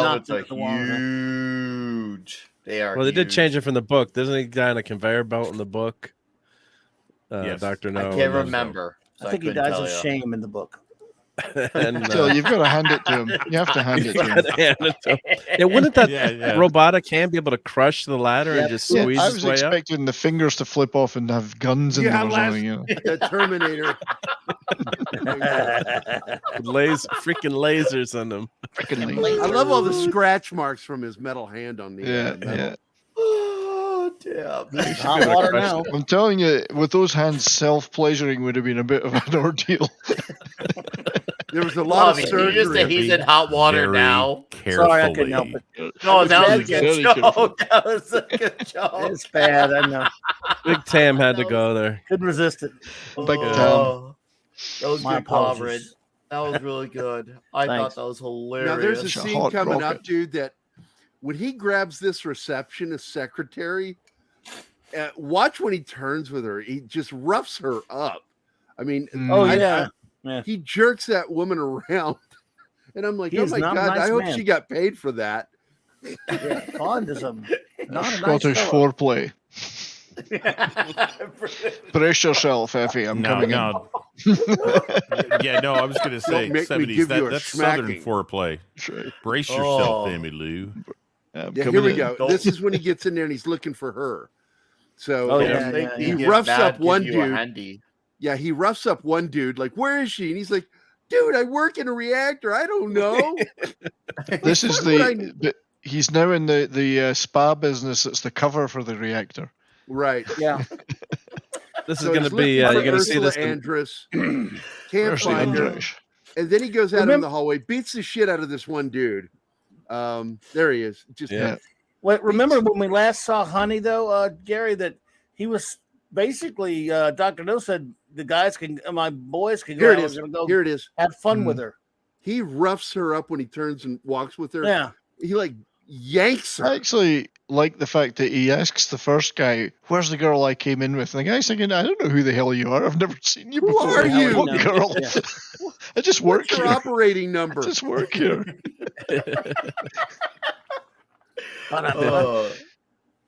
Yeah, so she was supposed to be getting eaten by why is she crabs down in here? this scene. They were going to have crabs eat her. Yes. In this scene. Yeah. What for? I mean, Doctor. Yeah, No, they were trying to show that she was going to drown. Yeah, Yeah. but that's the Yeah. Austin Powers moment. Why not just kill her right now? You know. I mean, Oh, why not look, just mate, leave her? I Don't gave forget- her crabs. Dr. No had a moment to do that when he drugged up Bond with the drink, but instead he cared more about his lube for his tubes. So, it happens sometimes. Clearly, It's he's like, not I'm into gonna- no. chicks. He's not into hot chicks. Yep. Apparently, if he's going to waste them like that, I mean, I'm saying. So delete it. So my one complaint I saw this movie as a kid is that Dr. No got taken out too easily. It was later on that I realized what he's actually drawing again. Yep, that's when I could see that as a kid. I could imagine, if you don't know It was better. Mountain Dew. And technically, Rob Altus is right. Dr. No was Handy Randy before That's right. Handy Randy. He was a bionic Handy Randy. Wow, pre-Handy. We from have the actual technology. Randy. We can rebuild him. Oh, they rebuilt him all right. That's a hell of a jump, dude. Yeah, Ursula's that's going down. She's jumping or going down the ladder there, and then She's Bond pretty just knocks these poor guys off. Why Yeah, not you just guys say, are going to die. why not the just fuck give him outta a here. ride? I mean, come on. This is might my take him ride, long. bitch. That guy's just a local ferry ride, the local taxi Yeah, ferry. damn, Still dude. got poor guys. I mean, come on. He straight up move, bitch, get out the way. Them. That's what he did. Move, bitch, get Great out the way. miniature work here. It blended well to where you thought, oh Yeah. shit, they blew up that big building. You see, they did miniatures here, Studios. but by the time they got to the things like You Only Live Twice, they actually built real huge sets and blew those up. Yeah. They had the They money. actually blew the real things up. Yeah. Well, I guess we're going to have to stay out there in the water. He's checking the oil. We ran out of fuel, and he's checking the oil. The old ran on the He's gas got a strip. hand. Yeah. I wonder who did all the miniatures for them before Derek Meddings. Is it just me or is it getting warm in this boat? Oh, it sprung here a comes leak. It's McGarrett. really wet in here. That's right. McGarrett comes along. Here comes the Coast Guard. Jesus. Hey, Felix, are we going to play tag team? As usual, Felix goes up after all the work is done. Felix, you came too late and I came too soon. Got it. Connery prepped for Bond by beating up leprechauns and Darby O'Gill in the comics. That's Darby true, O'Gill. though. It's true. That's right. That's a film he Disney, did his hard. Disney movie, Darby O'Gill. My shillelagh. Where's my shillelagh? Darby O'Gill and the little people. Little people. Wow.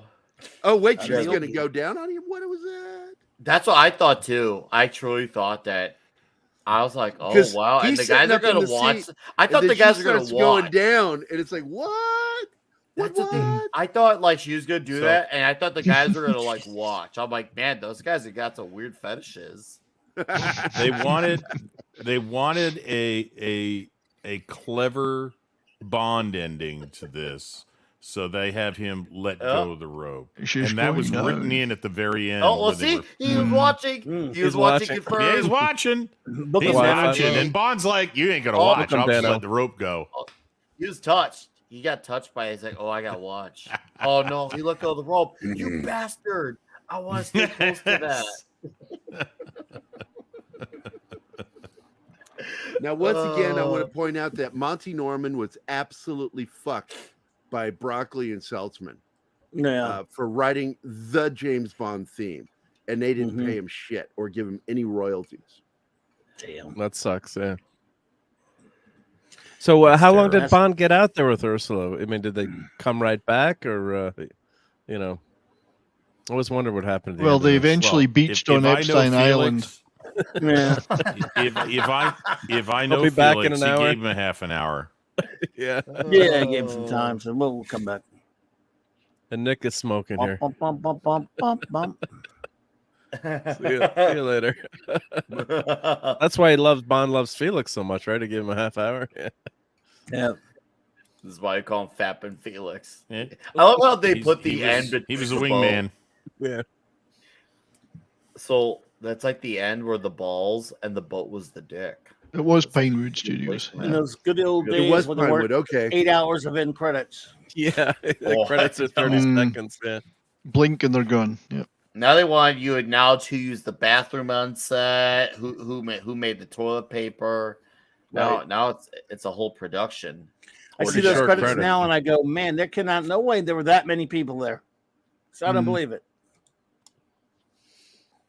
What else have you got there, Mark? At the beginning of the movie. What one is missing? Well, that's not me, actually. Yep. Oh. I have all of the Bond films, and I wanted you to figure out which one was missing. Oh, go ahead. Let's go look at that. If you have them all, then there should be no missing. Let me look. Let me look here. Let me look. No, there's here. one Dustin's missing. logic is impeccable. I cannot stand that movie. It's probably on the Majesty's Secret Service. Yep. Thunderball. Nope. Her He Majesty's doesn't know Secret Service. HMS. I hate that movie I love so that movie, much. yeah. Really? Wow. Yes. I love that Which one. one? The one with the Lazenby. Aussie. Oh, The Aussie. Lazenby. Yeah. Lazenby. I hate I actually think it's quite a I good love movie. Telly Savalas in movies, not in that movie though. He's I got got a a good weird, Blofeld. Actually, weird in versus Blofeld. You know what, Gary? I don't like Telly Savalas as Blofeld, but Yeah, me either. the Can't stand it. action in Diana On Her Rigg's Majesty's great. Secret Service is great. There is some good stuff in it. Diana Rigg is Yeah. Diana Rigg was the ages. best part of that film. Yeah. Wowzers, yeah. She was. But no, I don't like Telly Savalas as Blofeld in that movie. He was I the had thing so that many made that problems. I movie also didn't fall apart. I didn't like the effects in it. I thought the effects were chintzy looking. And don't get me wrong, I don't mind him as Bond. But I didn't think it was a very good Bond. I didn't think the writing was all that great. I hated Telly Savalas as Blofeld. Okay. I thought it was stupid. Blofeld. Okay. It's tough to I argue gotta with. ask this question then. fault. I gotta ask this question. How do you rank Diamonds Are Forever versus On Her Majesty's Secret Service? I got to be honest, it's only because Sean Connery's in it that I like it. I actually I love agree. Diamonds Are Forever. I I know do not. because it's the first one I saw, but I don't know. I mean, I- it's silly fun, but Connery's so great in it. Okay, I'll agree with silly. But I love Mr. Win and Mr. Kid. That Oh, was so God. fucking weird, dude. Those When they guys were walked off weird. holding hands, I mean, what the fuck? That was weird. They were so It's weird. so They were the fucking weirdest weird. characters ever in Bond movies, maybe. They were. And you know that's what's the kid's name that did the hair gag in Charlie's Angels movie? Oh, yeah, Crispin Glover. Yeah, Chris. That's his dad. That's one of those. Which one? brothers. Mr. The normal. You can even look at his face. You can tell That's he's related. Crispin Glover's dad. The Yes. Oh, war. Yeah. Yeah. So I actually agree with weird this. runs in the family. Yeah, I guess. Although so. I have Glover. to admit, That I guy was have a to lot of admit, stuff, though. Oh yeah. the Blofeld in Diamonds Are Forever was the guy who was in Rocky Horror Picture Show, Yeah, and he the was mess a great man with Blofeld. no neck. Yes. The man with no neck was Blofeld, Mhm. and I love the open. I think that's a really great. Say what you want about the movie, it's a great opening though. Before the pre credit thing where he's going after Blofeld all over the place to get revenge on him. I thought that was pretty. Yeah, Yes. Charles Gray. Revenge. Yeah, Charles Gray was great as Blofeld. Yep. One chance. by the way, What it's- is Ernstavro Blofeld? It's Bruce Glover that played him. Okay. He was also in Chinatown. Bruce Had a Glover. great Okay, that's role. that guy's name. Yeah. Okay. He's he was the one with the blonde hair, not the goofy looking big dude. Yeah. I've seen a Yeah, bunch it's the of other stuff. dude. Always a bad guy. He's got the same eyes as his son. Crispin looks just like his dad in many ways. Freaky dude. Yep. But yeah, he was in Oh, that's the Chinatown. It's one of his connection. best Oh, roles. okay. Oh. Yeah, Chinatown's a great movie. Oh. All right, chat. You know the ritual by now. Let's give those scores. I want to see all the handies and the scores here. I want to see All the handies. toxicity. I want to see all those handies on the keyboards shooting away with their scores. I want to see them come out Exploding left and right, up and everywhere. down. All over. I want we got 48 of you Showering. in here Shower us with cool. scores as you get your last visual here. Could Handy Randy do a handstand? I That want might a be pearl tough. necklace. I of gotta know that. reviews. What do you think, Nick? Could So- Handy Randy do a handstand? No, his hands are too little. He'd fall. He would fall. He would Sorry, fall, Handy yep. Randy. Well, Clobbery. I say Clobbery. I'll take it. I might change my name. I think I'll change my name to that now. Oh my I'll God, change clobbery. just for you. Make it your handle, Clobbering. Yeah, sure. I'll change It's- that. Look, I don't want to say that Clobby clobbers a lot of people, but he's really clobbery. I am very clobbery at times. There, it's in a sentence. I I've used not it been in a known to be sentence. clobbery. That's right. Oh, okay, Clobbery. Why don't you self Yes, sir. your final thoughts on this movie? Okie dokie. Well, no, we got a rating system you do now because it's been a while since I've been here. So Toxicity and greatness. Oh, okay. Well, on toxicity, I think this rates right up there.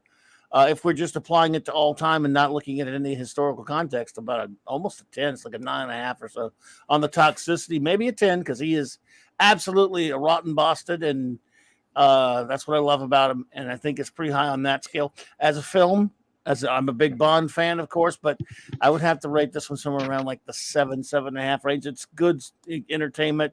He's brilliant through the whole thing. We got a lot of great. I mean, it's not a bad film, but I think it actually kind of falls apart in the last quarter where it doesn't really make a lot of sense or explain. Just kind of it's very rushed. I felt like to me, for the most part. So I like it, but I think there are Bond films I like a whole lot better. And you know, don't you think we should make a special category for Bond chicks in Bond song? You know what? We'll do that since we're doing this 007 month. Why don't we do as far as scores? I mean, on Bond Girl, I'm gonna say 10. Let's have fun with that. Okay, on Bond Girl, I'm gonna say 10. And on Bond, since it's the original Bond theme, of course, we don't have a song per se, even though you got Mango Tree, which is nice. We've got the original Monty Norman theme for the first time. I'm gonna say also a 10. So overall, I give the movie about on an entertainment value 7.5, almost 7.75, maybe. So that's me. There we go. All right, cool. Dustin. Oh, I've been thinking about this for like the last week since I watched the movie. So I think I'll go ahead and start with toxicity. I think it's hard because I want to rate it high on toxicity, but then I look back, it's like the women went along with it. I mean, it's like they wanted to bang him just as much as you know what I mean. That he wanted to bang them. So I think I'll give it an 8 for toxicity because I can't go low and I can't go all the way to 10. I think 8 is a fair number. As far as greatness, I think, and again, that's a little confusing for me because I don't watch a lot of older movies like this. So like 1962 is a fairly old movie. So it doesn't really feel like a movie. I mean, I don't know if anybody else feels that way, but like it feels like a long television show. Like a Hawaii 5-0 episode, maybe? That's yeah. I mean, like a long, like a long television, like an episode, And I agree with Clobbery, like that whole thing, like that Clobbery. We started Clobbery. It's gonna stick. Only on this show, though. Clobbery. I mean, I think I agree with him. Like the lead up to who Dr. No was, the lead up, like he's super duper dangerous, and you're like, oh, you don't know what's going on. And then you meet him, you're like, really? That's it? Yeah. And I think, I mean, it kind of breaks down and falls apart. You're like, well, what's even happening? I was watching it. I'm like, I don't even know what's happening. So I'm going to go ahead and I'm going to give it an 8 for greatness. I think I'm looking forward to watching more of these because, like I said, I've seen a lot of the later ones like Skyfall and all that stuff. And I know that people probably don't really care for those as much, but that's just kind of my introduction to the franchise. It was like the Craig ones, like my buddy's a huge 007 nerd, and I would go see them in the theater with him, so we would just go have a good time and watch whenever they came out. So I'm going to go, what would I say, 8 and 8. And then for the girl, 10 out of 10 for sure. She's hot as shit. And then theme song, obviously, it's the original, so it's got to be a 10 as well. All right. Nicely said. Sean Connery, I mean, big Cam. He's a 10 out of 10, too. I would bang Sean Connery. And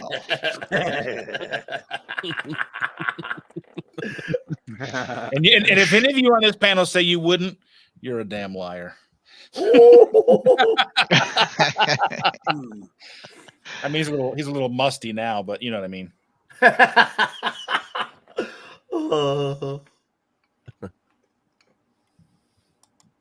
All right, before 70s goes off, holy fuck, did he really?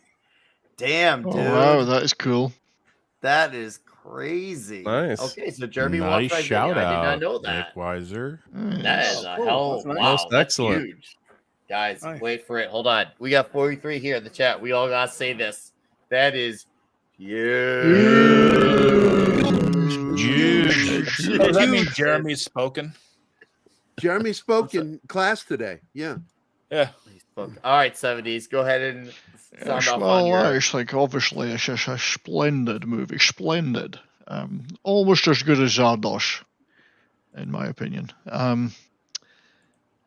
I'll just consult my friend Brian and see what he says. Who was that guy? Yes, father, go away. It's well. First of all, we'll start with the Bond girl, and 10 is indeed the only appropriate score for Ursula Andress.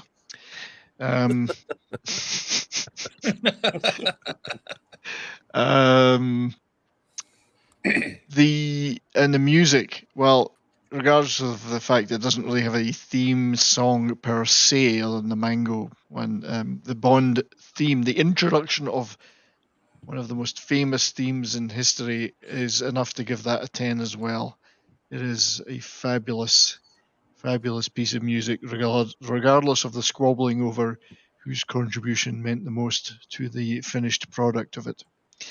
As a movie, it's a great first entry into a series, or any series. It would be a great first entry.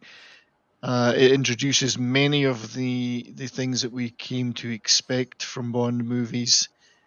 It does, as others have said, it does lack a little bit. You can tell it's a bit on the cheap side. You can tell it's lacking a little bit in story cohesion and sensibility, and it does kind of fall down in a couple of places. So I think overall I'd give it a 7.5 as a movie.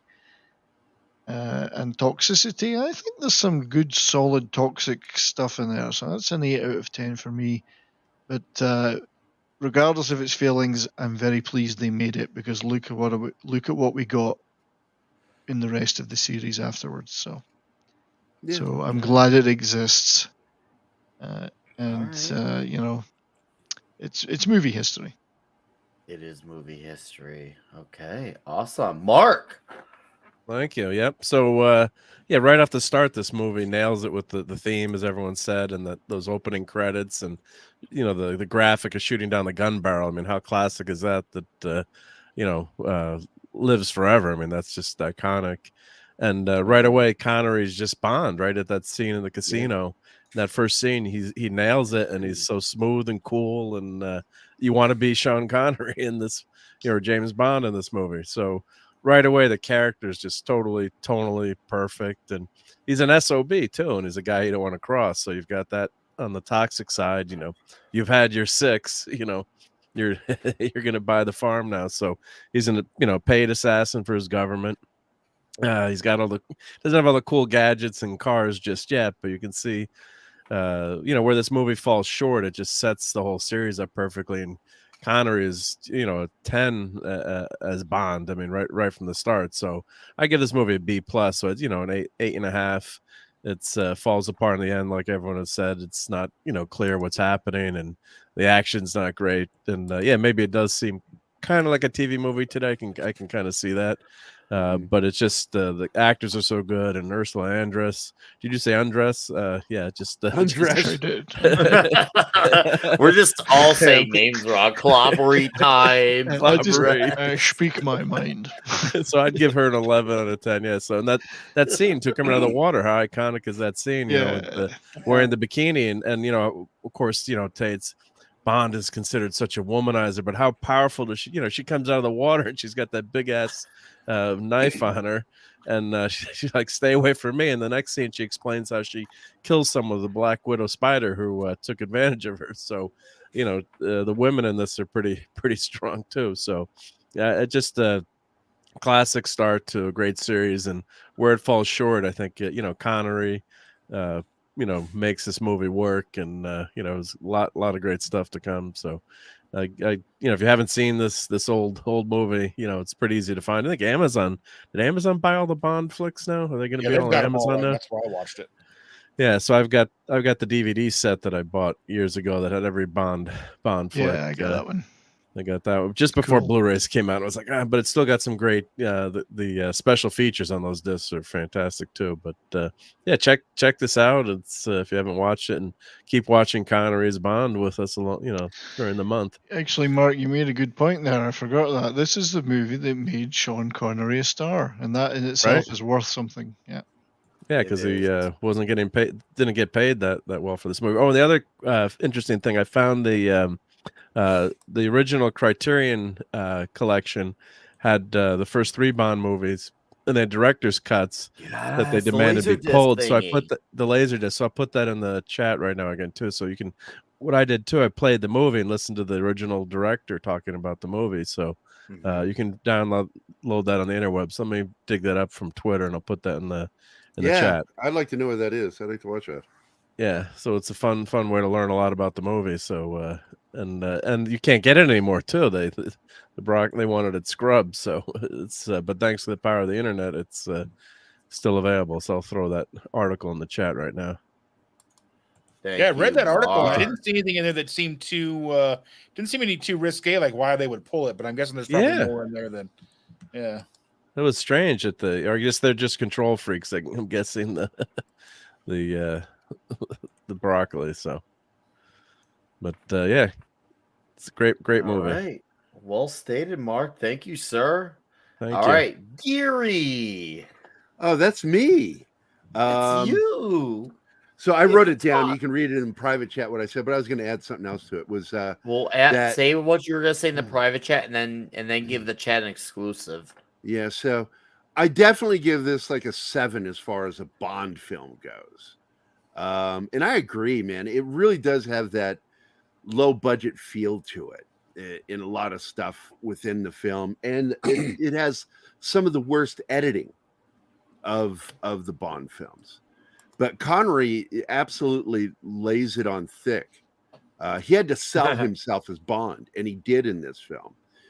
This film also established that sexy look of coming up out of the water, which has been emulated 3 times in other Bond films, and trying to imitate Ursula Andress coming out of the water. And it's one of the top selling posters of the last 70 years, her coming up out of the water. Did Bo Derek do that in 10? She sure did. That was absolutely a great nod to Ursula Andress. So I give the film a 7 as a Bond film. I give a 10 to toxicity in the film. Ursula Andress herself gets a 10 as a toxic masculinity-loving Bond girl. And then I want to state that just like with Clobbery's name now this name's changed, Clobbery. I gave it a 10 for being very Connery. Connery.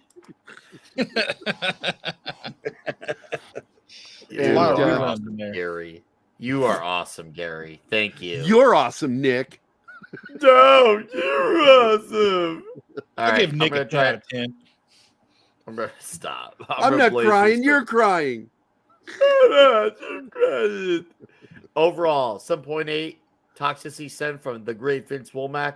Grifter gives it a 9. Grift away.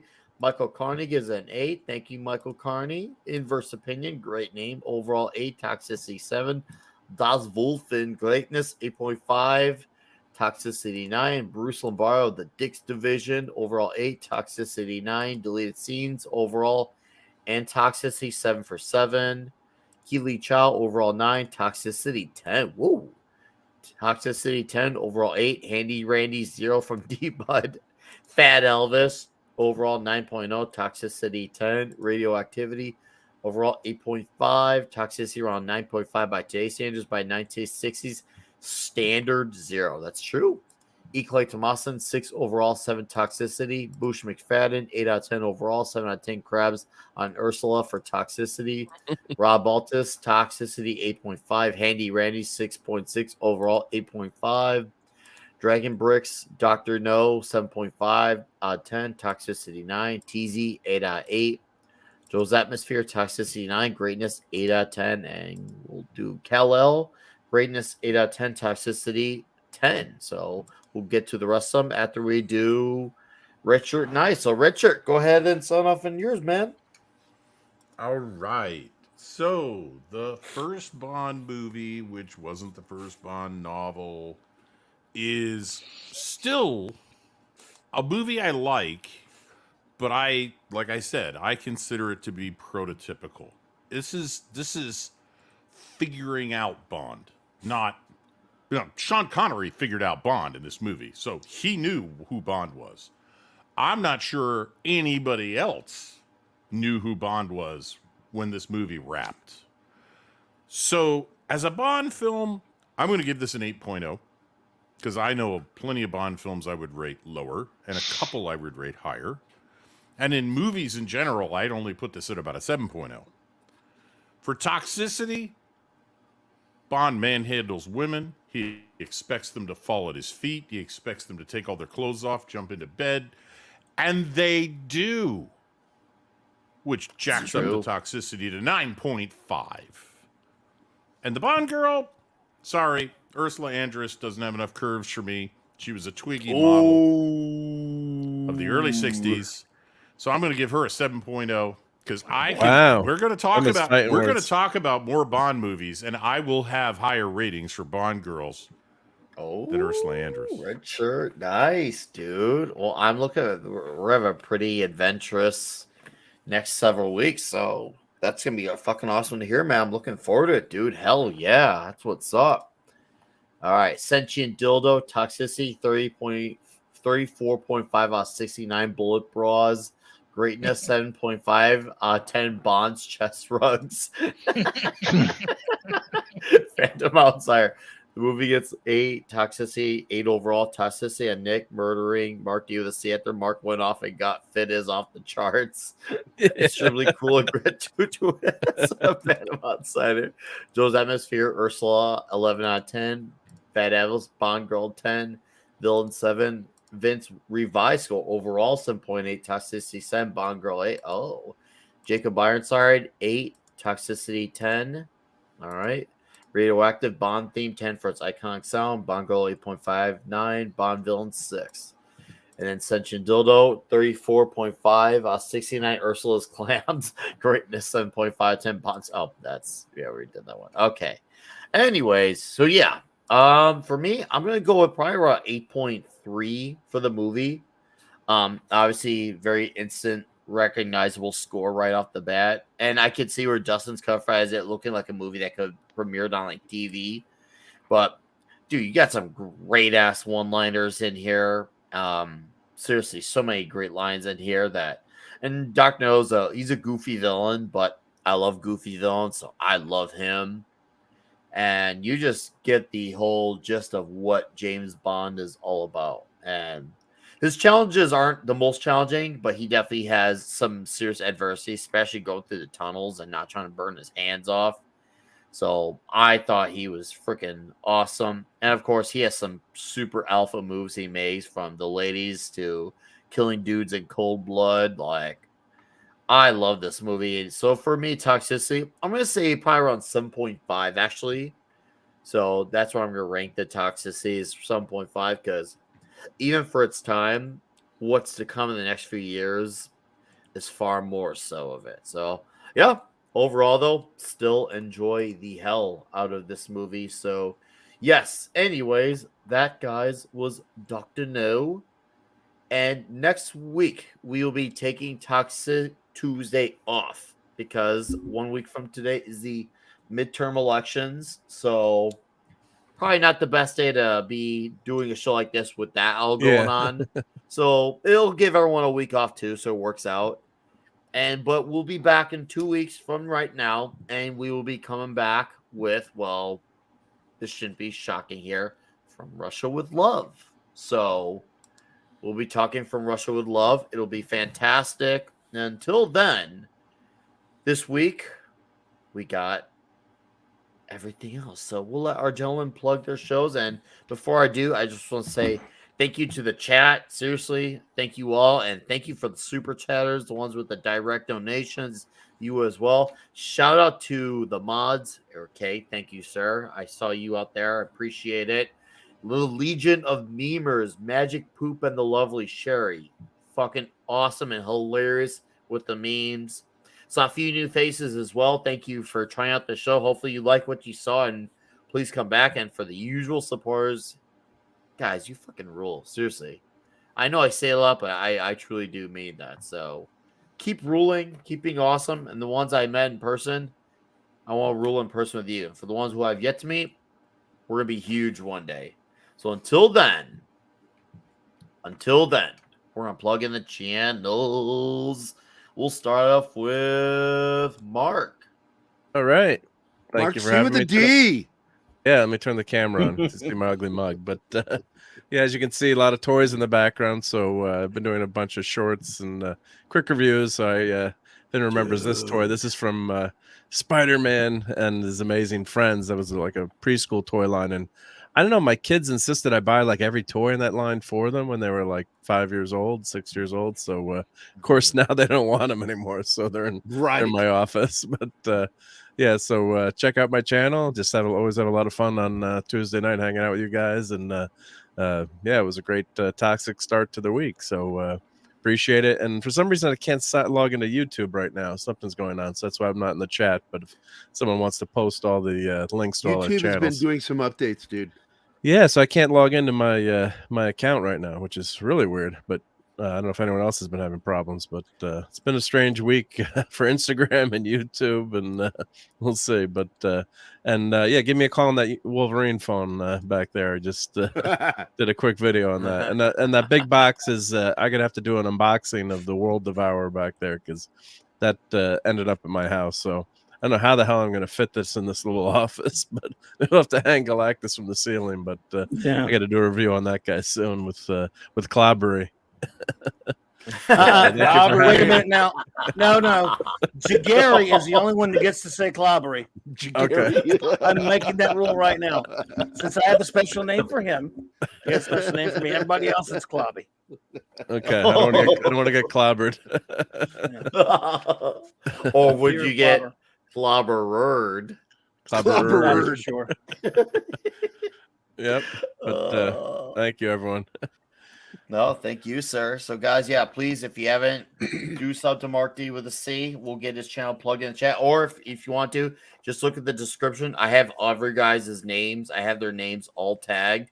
Just it's a direct shot to their channels. And dude, Kal-El, the pleasure is mine, sir. We love doing the show. I'm lucky to have these gentlemen be so enthusiastic about doing this. So that's really what helps is these guys who want to come back here and do it. So yeah, and just so you know, it really does pleasure Nick. He is so pleasured by that stuff that you do. Speaking about pleasures, I get to look at this an old guy. Look, the date's coming up close. We're premiering on KGRA on November 9th. And with military, well, it's Dangerous Military Nerds. And that will premiere on the 9th at 3:00 Central Standard Time, November 9th. So really weird. There's no UFO Wednesday this week because they bumped my doctor's appointment to the morning. And so Don didn't want to do it without me. So we're just we canceled tomorrow's show. So you get real life probed instead, unfortunately. I'm going to get real life probed. I'm hopefully going to be able to stream from the doctor's office so you guys can see it first. I hope we do. I want a visual. It said, Doc, do me a favor, warm those hands up before you do that, would you? Dr. No gets to butter you Was up. that supposed to feel that good, guys? You know, the doctor's looking at me going, I really wish you would stop smiling when I do that. So if you go off the air for 7 days, we'll know why. I think I'm dating my doctor. No. But I'm looking forward to this Friday. We're supposed to be getting Sarah Frazetta on here. I'm going to lock down a date for her. Excellent. I think it's going to be in the middle of the month. I think it's going to be the 18th, I think she said, but it could end up being the 11th, Veterans Day. I don't normally want to do a show on Veterans Day because I have called in sick to so many jobs on Veterans Day because I want the damn day off as a veteran. I'm like, God damn it, why do I have to work on Veterans Day? But if Sarah's going to be there, I'll show up for it. We'll find out. I'll narrow it down and let everybody know. But KGRA Radio, check it out. We will start next week on the 9th at 3 o'clock Central Standard Time in the afternoon, talking about dangerous nerd stuff. You know, we're just like regular nerds, just dangerous. Just dangerous. And I'm going to see. I got to get clobbery on my show. Well, I would be honored, Gerry. I'd be honored, man. Gerry. I got you, Gerry. All right, Gerry. And I love that Brian shows up. Brian is he's one of the people I think meeting him because of you, Nick. Dude. I fucking love Brian. And if you guys don't know who that is, that's 70s rock fan. I love that dude. It's okay, Gary. I love myself too.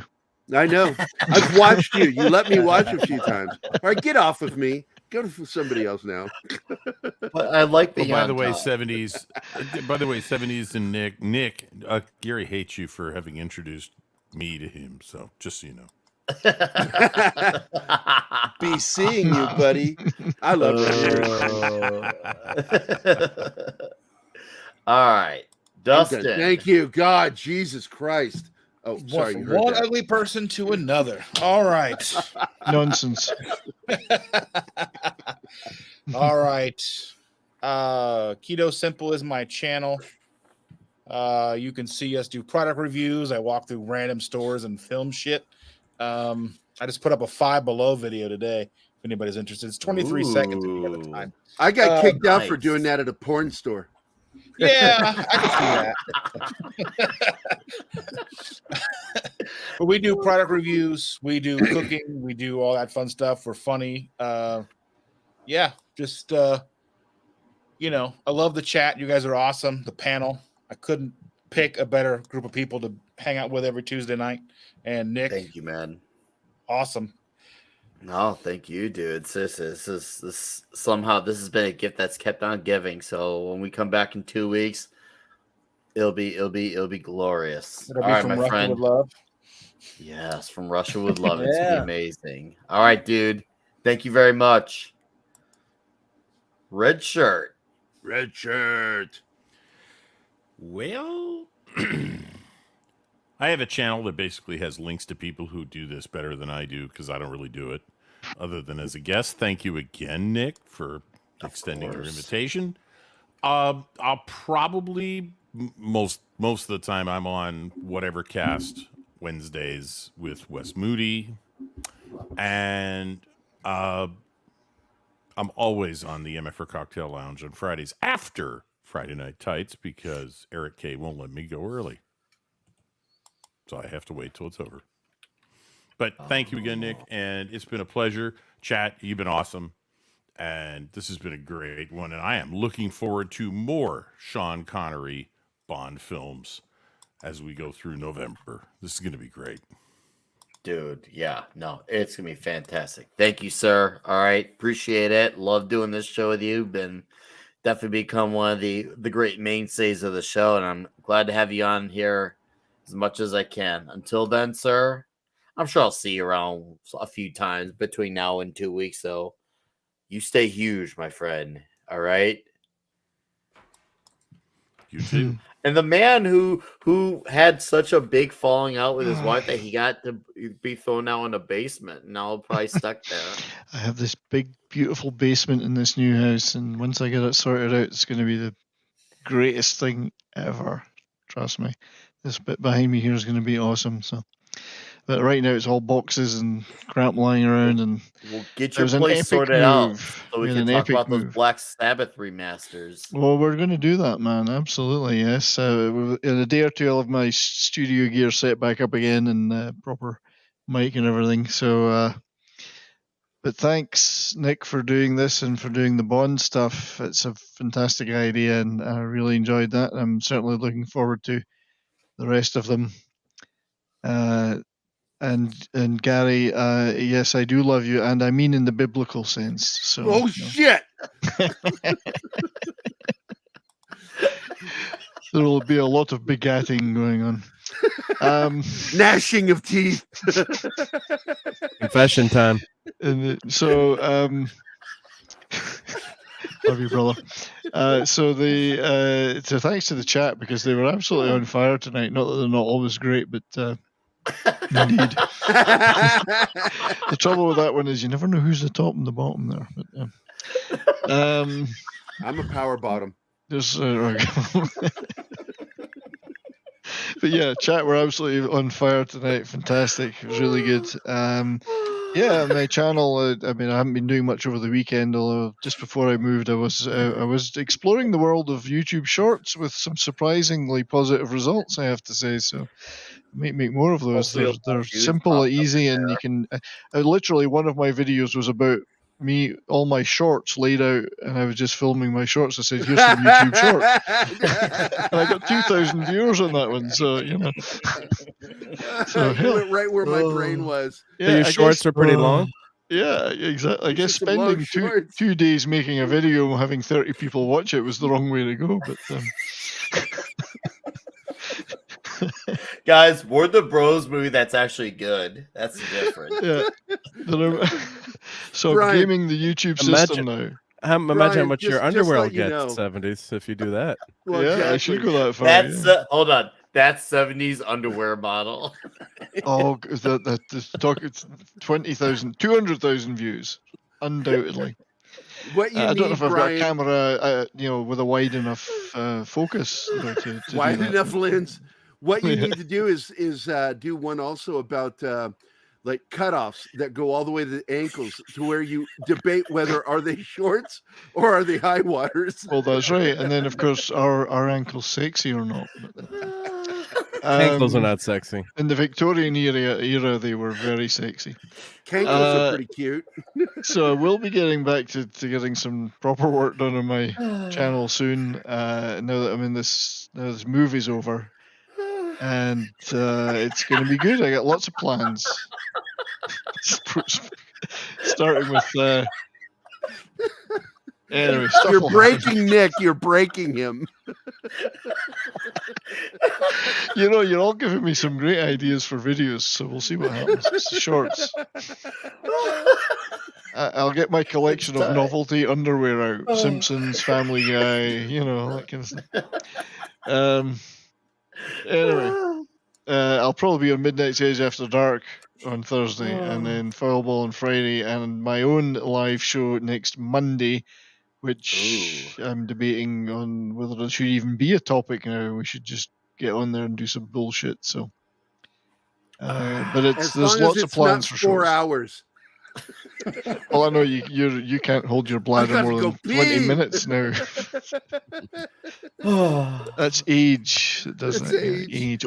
Severe old age. So necrophilia, I think, is the official term for what you've got. You know what scares me about necrophilia is that it occurred so many times that they had to give it a name. That's right. Yeah, they have to think of a name. Anyway, thank you all. Yeah, thank you, dude. This is been fun. That was some shit. By the way, the Dallas Stars had a kick-ass win tonight against LA 5-2. But how did they do against the Rangers, though?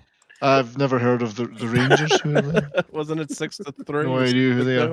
Oh yeah, and me and Bramable are going to start our bourbon and boarding show this Saturday, so look out for that. Oh Nice. yeah, now The Rangers did we'll get beat the some Stars. whiskey Yeah, cuts. just to correct the record. New York Stranger Dangers, was it? Sorry, I missed the Yeah, you name. couldn't take us. Yep. Heard very many people do take them. Okay. Roughly. 70s, it's been good. It's been very funny with this one. It says definitely one of the It's best been ones we've absolutely done. Yeah. splendid. It's a classic after show. It's been smashing. Are we still live? Yes, we are. I'll see you soon, sir. Go away Thank you now. for Go this away great now. Show. Hi, Clawby. Obviously, I'm sure you'll remember this one. Well, thanks for having me, buddy. Appreciate it. And, what a great pleasure. panel. Thanks for hanging out with me, you great guys on the panel, and you great chat. Let's see, tomorrow night, I think Loki and I are still doing the comics roundtable tomorrow night. I'm never really sure, but I'm hoping. I forgot to check with him. I guess we'll do it. And I'll be on later at 9 p.m. for my wild card Wednesday night. Thursday, the clubhouse will be in session with Raquel and Mark hanging out with me as always. 9 p.m. Central for that. I guess I'll be hanging out with you guys at the comic shop if you still want me over here. I don't know. On Friday night, and then Saturday night Star Trek.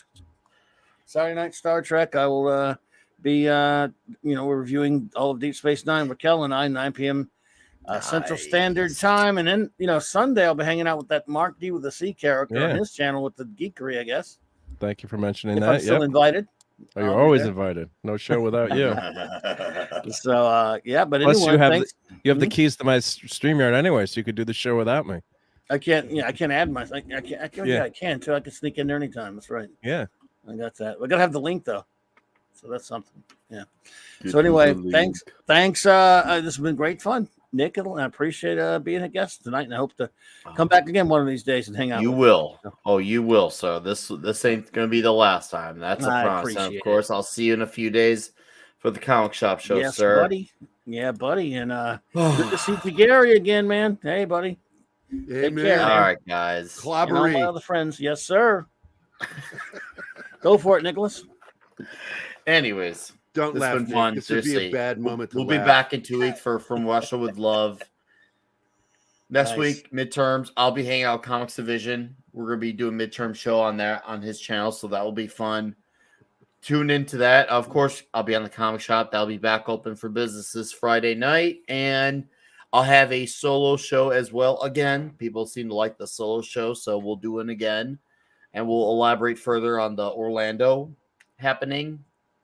Also, I did a video yesterday doing a little quick recap on that. If you haven't watched that, make sure you check that out. And of course, you can find me on Yelling at Park Cars and on Midnight's Edge After Dark. Once again, guys, thank you for supporting Toxic Tuesday. Thank you for the super chats. Thank you for the direct donations. Shout out to the Legion of Memers, Lovely Sherry, and Magic Poop, and to our mods, Eric K, Justin Redshirt. Guys, thank you very much for being here. This has been fun talking about Dr. No. I will see you guys in 2 weeks for Toxic Tuesday from Russia with love. All right? Until then, kids, go to sleep. Have fun. Bye.